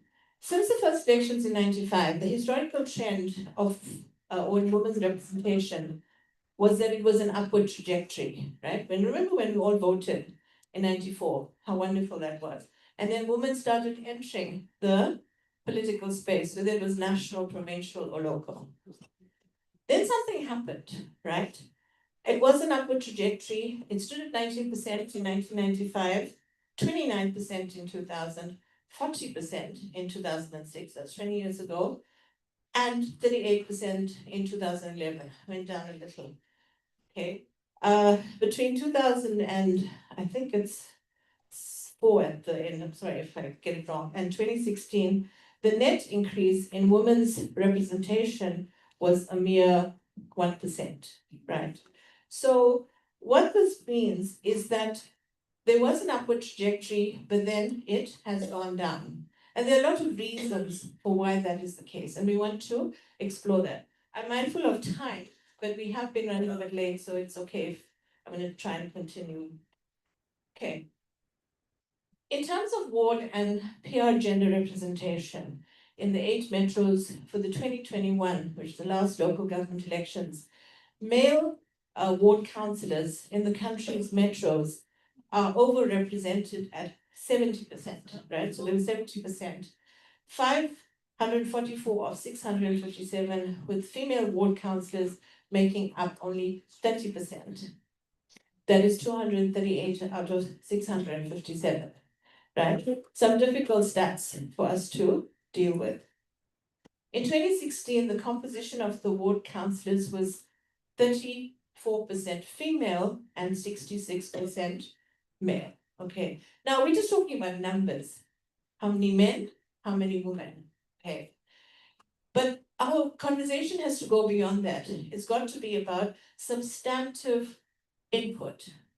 It doesn't matter if it matters, yes, that there were less women. But what was the substantial contribution that those women made? That is for us the real crux of the issue. We need to obviously ensure that we get more women in from all backgrounds. But the reality is that the women who have been in this space have had a struggle, right? But they have kept on going. They have made sure that they continue to keep their voices heard. And that is what is important for us. And that's the message that I want to leave you with. According to Stand South Africa, women make up roughly 32% of all municipal mayors across the country. And this is a stat that we need to be mindful of. Out of South Africa's 8 major metropolitan municipalities, women historically have led only a minority, typically 3 female mayors out of 8 mayors across the country. Okay. Are these stats difficult to see? Are they a bit, it sort of makes one really,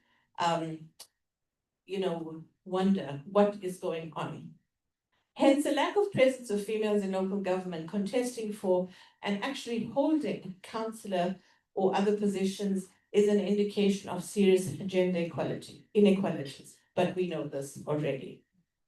And to just put it in a more sort of contextual framework, the figures are also out of sync with the population data of South Africa, where females make up 51.4% of the national population, while males account for 48.6%. So we know that there are more females in the country in terms of population. However, if you measure it up to their presence in the public space, in the business sector, in my field, academia, any space, they are less. So we have to ask ourselves why that is the case.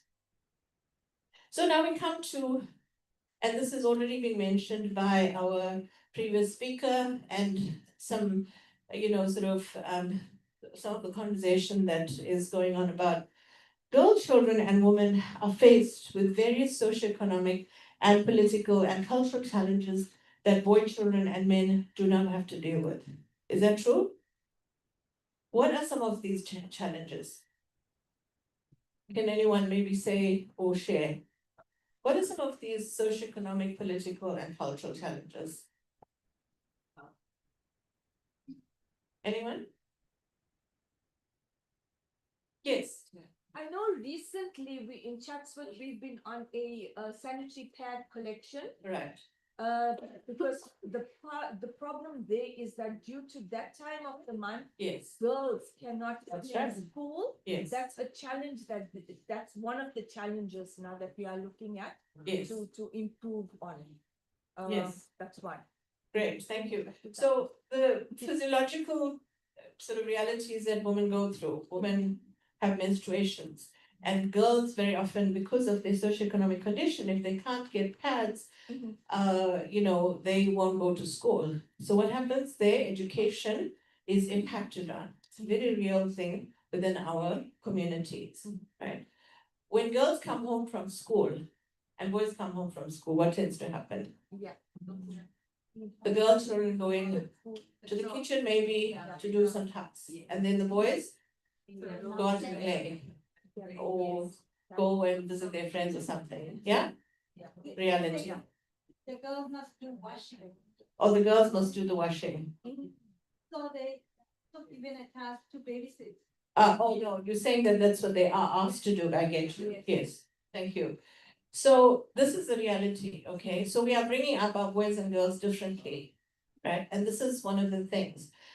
What I have though seen is that there has been a shift towards trying to make sure that boy children and girl children in some spaces are given the same opportunities. In other words, boys go and do some washing up in the kitchen, be there with the girls. Yes. Girls, go and play out, right, with your friends. So this is very important. We need to lay the foundation of equality very early on, because if you are discriminating from childhood, then this is what they grow up with, and this is how our society becomes entrenched with these inequalities. So girls and females are generally not encouraged to access or enter political and public service arenas through either joining a political party or standing for public office or organizing a political rally. Would you agree with that? It's not something that you are naturally kind of or generally asked to do. If the young lady would like to enter politics, she has to go through a hell of a path or process in order to do that. And especially within perhaps the township communities or any of the sort of rural areas even, these are challenges for young women who are interested in entering those spaces. So the question we have to ask ourselves is, how do we encourage our girls and young women to enter those spaces? Yes. And I want those solutions to also come from you, because I'm going to say a few things about it, but I want to hear from you as well. So the reality is that the early training of girls and young women do not prepare them for entering or seeking political office. If women do manage to enter the political arena and attain public office, they then have to deal with various additional challenges, which includes various forms of gender discrimination, right? So if you are in an office, what happens? Who makes the tea? How many of our male colleagues make tea for us in an office space? Can anyone put up their hands? No? Okay. I'm hoping at DDP it's different, hey? I'm hoping at DDP male colleagues are in slight humor, right? But the gender discrimination is tasks and roles are already assigned. Yeah. Yeah? So those are things that they may seem like, well, this is what we've been doing all along, but they matter in those political spaces. Yeah. Sexual harassment. Unfortunately, this is a reality, okay? You're standing in perhaps an office space and someone, a male colleague comes up and just stands very close to you and says, "Ooh, you're looking very beautiful today," or something like that, right? There's no need to, okay, you can have someone praise you, but this is now being done in a way to take it into another direction, right? So these are things that have to be dealt with. Yes. Okay, did I just go back? Sorry. Okay, gender-based violence, which is a reality, okay? We are seeing an increase in this. This manifests itself through various forms, obviously rape, sexual harassment, intimate partner violence, and so on and so on. So there's multiple forms that the gender-based violence takes. And of course, corruption. Corruption is a serious problem, and it is gendered in various ways. And this is a thing that we have to deal with, okay? Facilitators, how many more minutes do I have? You're out. Oh, Jesus. Okay, Fine, honest. Thank you. Okay, so I just want to rush through what I have to say, okay? So girl children, so we get to practical solutions. Girl children should be encouraged from an early age to consider a career in public service, right? This is important. Put it out there as an option to our girl children. Mentoring of females who are thinking of entering the public service space or have entered it is very important. Training females in key skills such as public speaking, debating, critical engagement, and knowledge of political ideologies is essential. This is something that even as mothers, we can do from childhood, raising our girl children and boy children to perhaps know and what is going on in the world politically. Providing support networks for women who are mothers or have other domestic responsibilities is essential to empower them to enter and remain in the political arena. Very often, our women, our sisters, are carrying the brunt of domestic and household tasks. So they go to the office, do a full day's work, got to get home and take care of the children, cook the food, etc., etc. These tasks have to be rethought, right? They've got to be reorganized in order for us as society to be able to encourage women to stay. Because what happens, I've seen it happen very often. A young woman enters politics, maybe she has some challenges come up, she leaves, and that's it. A young person who could have stayed has to deal with these other issues. Encouraging females to stand for public office is necessary in order for them to contest for positions in order to get experience. Ensuring that legislation which makes provision for inclusion of gender considerations is actually implemented. And men within the local government sector need to support their female counterparts. So it's very important. I think I might have missed a few slides because of time issues. I'm trying to present you with statistics, with some practical ideas. Now, this is all stuff we know. This is not something new. This is not something that we are unfamiliar with. But it's about how we take this knowledge and this information and implement it in ways that are going to change the situation. Just as a, by the way, someone mentioned about, the presidency. I am actually going to have the opportunity to speak to the president tomorrow because he's coming to UKZN to deliver the public lecture for the SADC conference.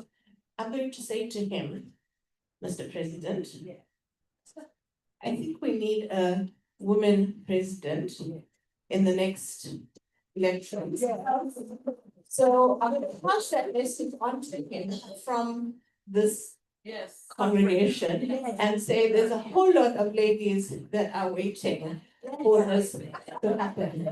But not just a woman president, we want a woman premier maybe, we want a woman mayor maybe, etc., etc. You get the picture, yeah? Okay. Dr. Raja, with your permission, may I just have a minute to say something more? I'd also like to throw an elephant in the room question. Sure, thank you. Today marks 3 months since a group of our sisters and our girl children have been forced to sleep out on the pavement just 10 minutes away from where we are at the hotel. They are our sisters and our children. And they have been forced to sleep out on the pavement for the last 3 months. Legally documented refugees. In the last 3 months, 2 or 3 baby girls were born on the pavement.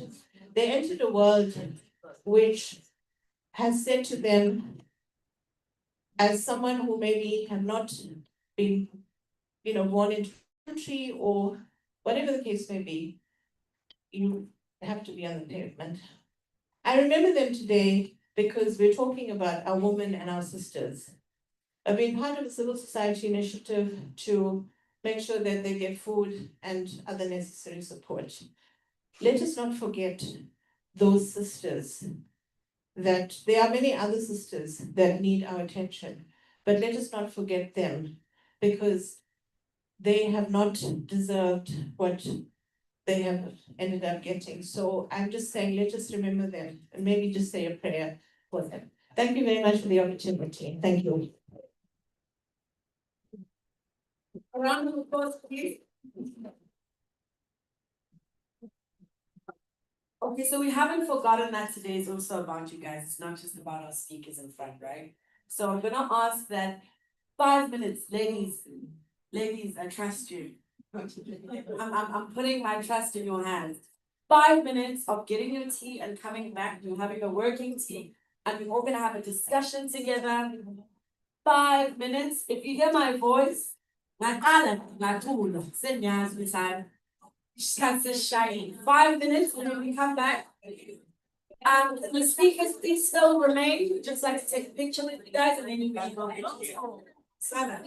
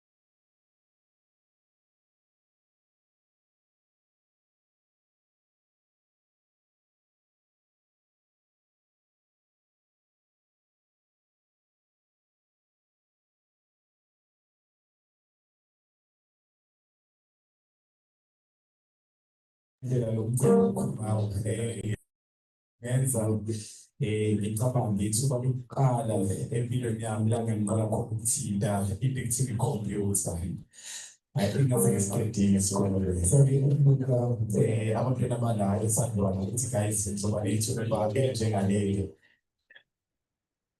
The Rotary Girls program has assisted over 200 young ladies through mentorship, funding, and academic support. I joined the program late October 2022, and this was a time when the financial situation at home wasn't the same as my mother had just stopped working. Through the Rotary Girls Foundation, my school fees have been paid up, and I am now only focused on my academics and nothing else. I have attended the Rotary Girl camps, and here I have built a system. Our home building initiative has built fully furnished houses for families in need. Ngihlala endlini yodaka namathonsi emvula basokhela abantu bakaThebulethu indlu enkulu enamakamera esikwazi ukulala khona ney'khishi esikwazi ukupheka kulona. Siyakwazi nanokubuka i-TV. Nginey'ngane eziwu-3 enabazukulu abawu-5 engihlala nabo. Siyabonga ukusakhela bandla ney'ngane zami. The Foundation is shaping my future. Thank you, Ikonomits. Equality means our plan. It is our call to unite to create a better world for all humanity, starting with one community, one family, one life. Partner with us today to make a change. Together, we can change the world. A round of applause for Equality Foundation as we welcome Mrs. Portia Dovu, the acting foundation manager, to come to the front. Siyabonga.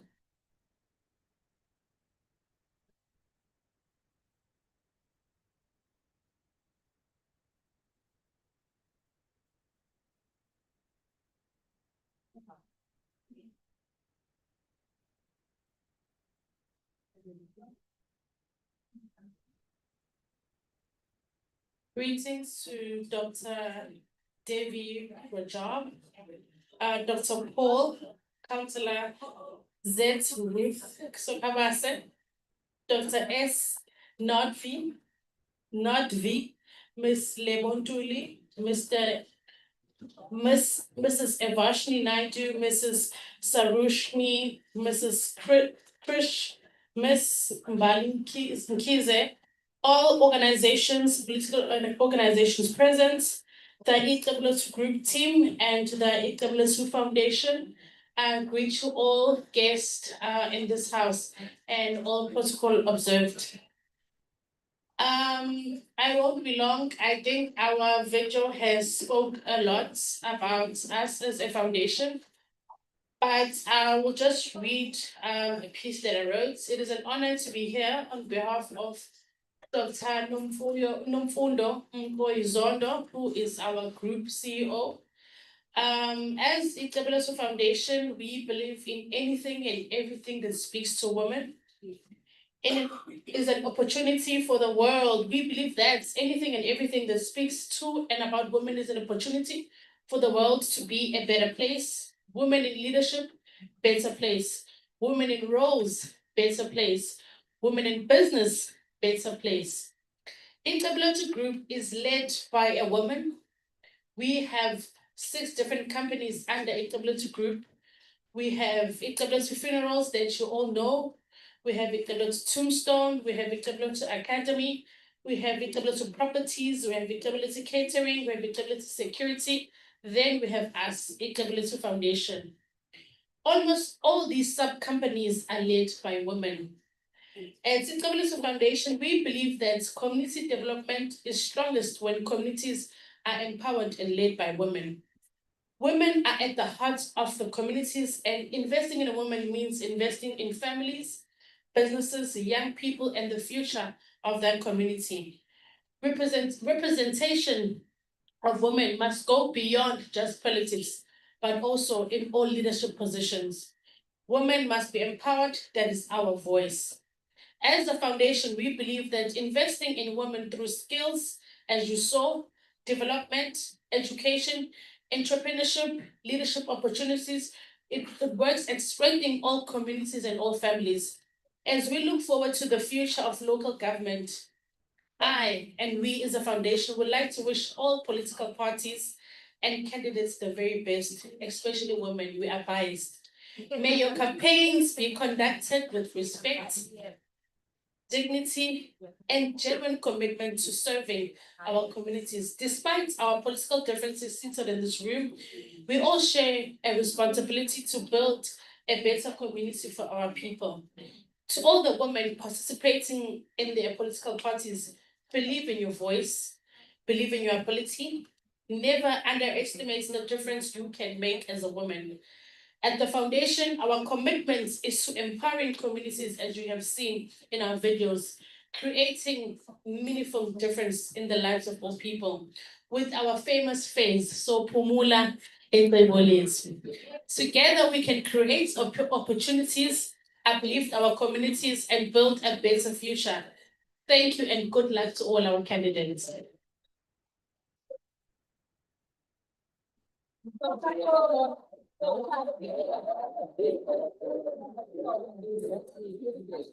So Bubulapi.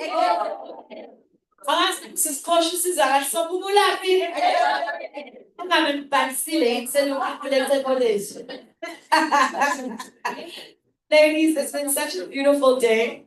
We just have one more thing. Remember, I said I keep my promises, right? So we're just gonna have one more discussion. Okay. Again in groups. Of course, the groups that presented before are not gonna present now. Asking easy. But we just have 4 questions. We just have 4 questions. And in those 4 questions, I'd like you guys to discuss in 10 minutes. All right, can everybody see them again? Now, one. You guys can all see them. The first question is, what are the biggest barriers preventing women from exercising meaningful political power at local government level? Very important question. What can political parties, municipalities, and civil society do to strengthen women's substantive representation? What does transformative women's leadership look like in our communities? Excuse me. What practical commitments can we make ahead of the 2026 local government elections? After you have answered these questions, please nominate someone in your group who will present. Remember, those groups that presented before will not have an opportunity to do so now. And then afterwards, we will wrap it up.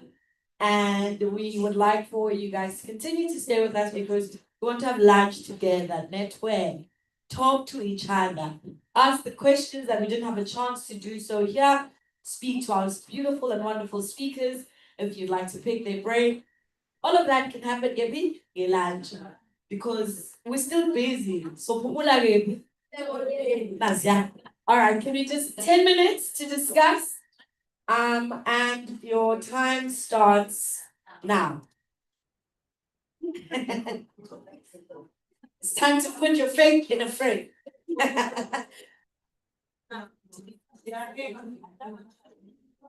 10 minutes, ladies.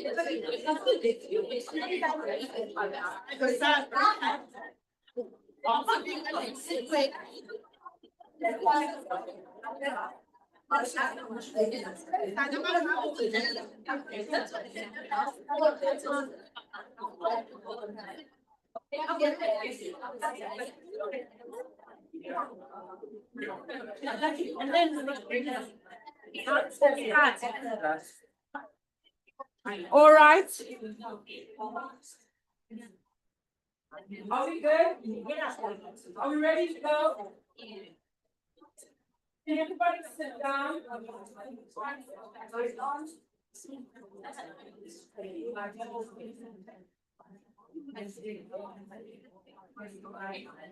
Hello.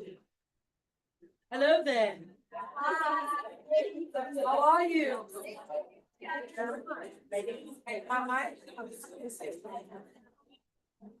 My mic seems to be.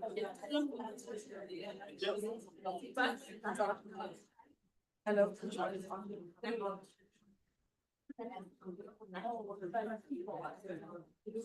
No. Which one?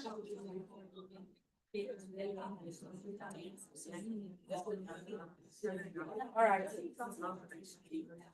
So can you hear? You know, I'm just putting it out there. It would be great if we were all sitting down. Ladies and gentlemen at the back.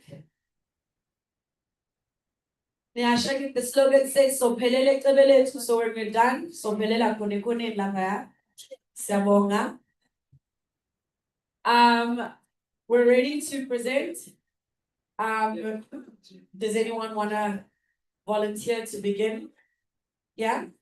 Yeah? Are you ready? You wanna start? Here we go, great. Should I give the mic to you, ma'am? Okay. Sorry. I know time time is not on our side, so can we be brief? Answer, stick to the questions, and then at the back, the bolethu and go. Can we respect this process and this part of the session?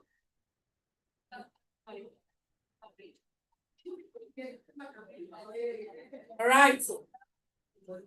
The mic's not.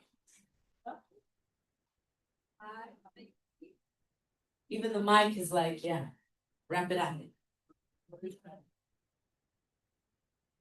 All right. Thank you very much. So some of the barriers, some of the boundaries are that the cultural beliefs. So a lot of people believe that men are superior. For example, some men believe that if a woman has a disability, they should just be alienated and they have those boundaries. So there's lack of access for women. Another one is the commitment to work. For example, some women who have disabilities have challenges to fulfill those commitments. So they are alienated or they are excluded in various sectors. For example, if they are in the work sector, in the political space, also there are barriers as well. Even though a woman may have experiences and they are qualified. I know we've reached towards the end of our program, but I'd also like for us to exercise a bit of respect for anyone standing in the front. So I would ask for everyone to please be quiet and listen, and respect whoever's standing in front of them. It takes a lot for someone to stand up and present what they thought. The least we could do is be respectful enough to receive it well and do so by giving them time to share their thoughts. Thank you so much. Appreciated.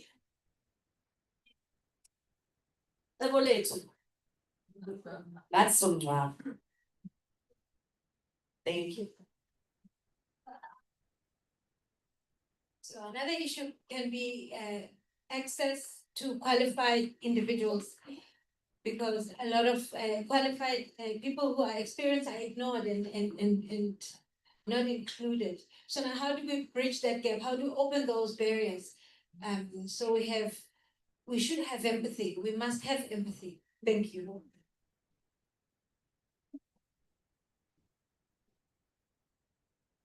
Next. Behind me. All right. Okay. Do you mind standing up so people can see you? All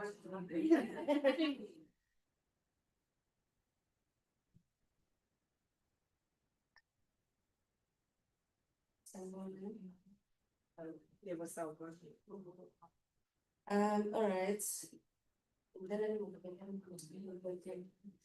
Ngibingelele igama Thembalethu Abantuli, and it's a menu on behalf of the ANC League. So just to answer a few questions that we've been asked and we've been able to engage on. The first one, it is Sibonayo that will prevent, or rather the biggest barriers that prevent women from participating in meaningful political power. It's the deployment in obviously strategic positions that specifically have executive powers, and also being able to access the budgets or the necessary budgets that should be making intentional change within the communities, specifically for at government level.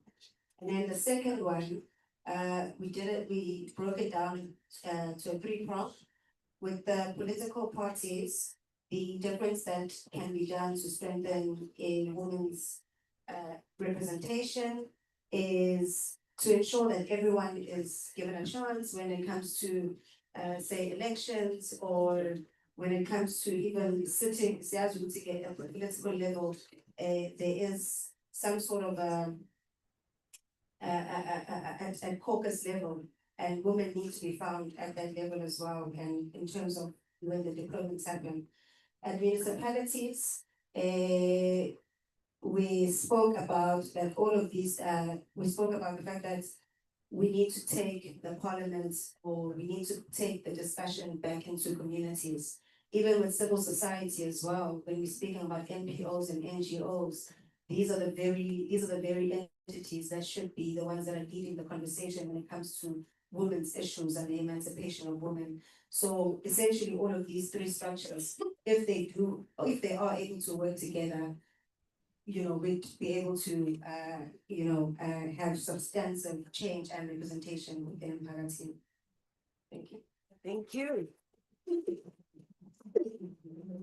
Anyone else? Are we good?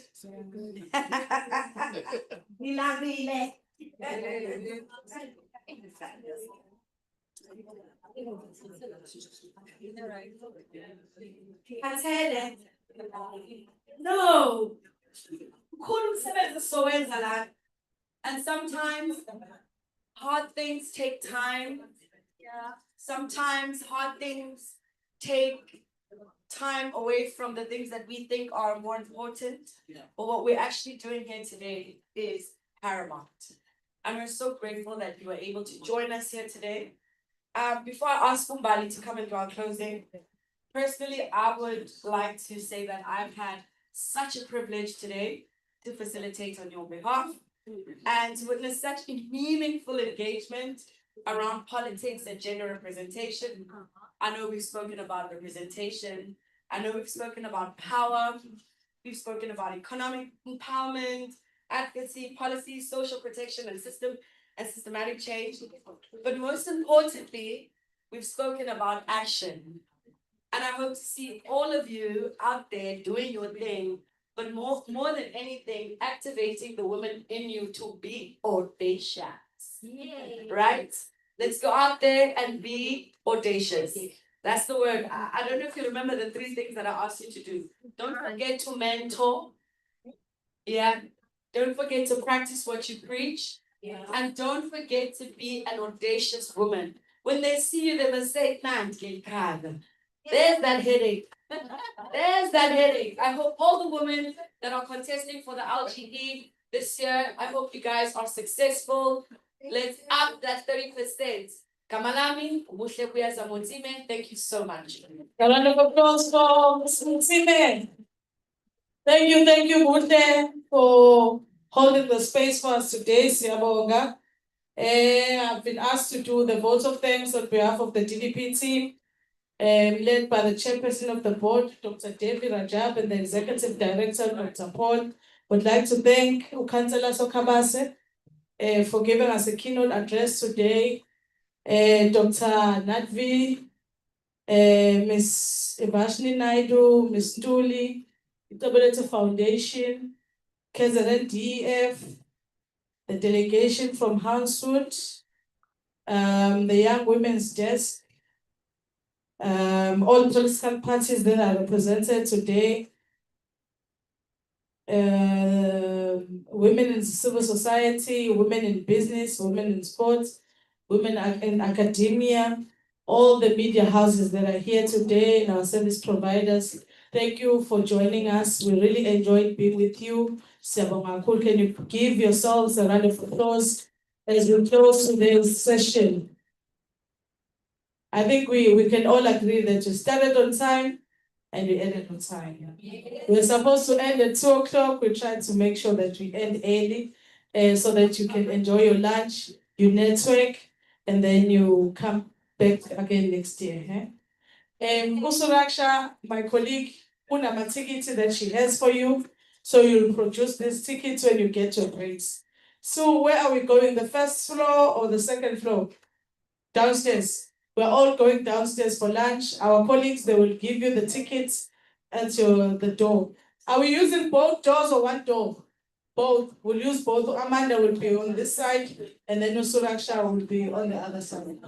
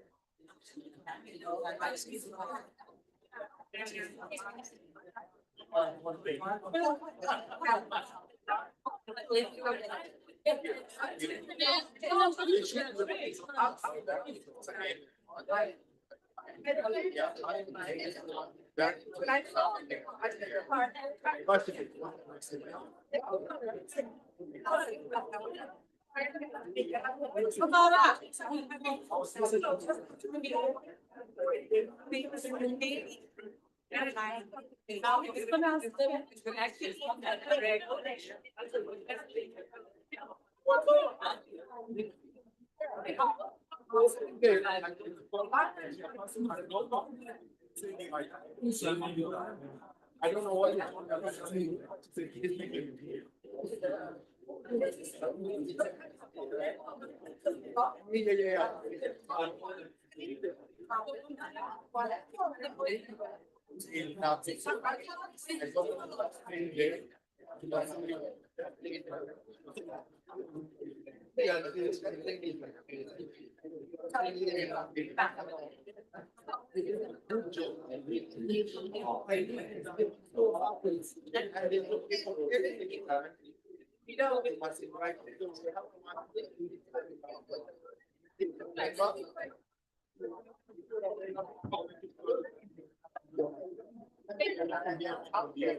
I don't know what they're going to say now.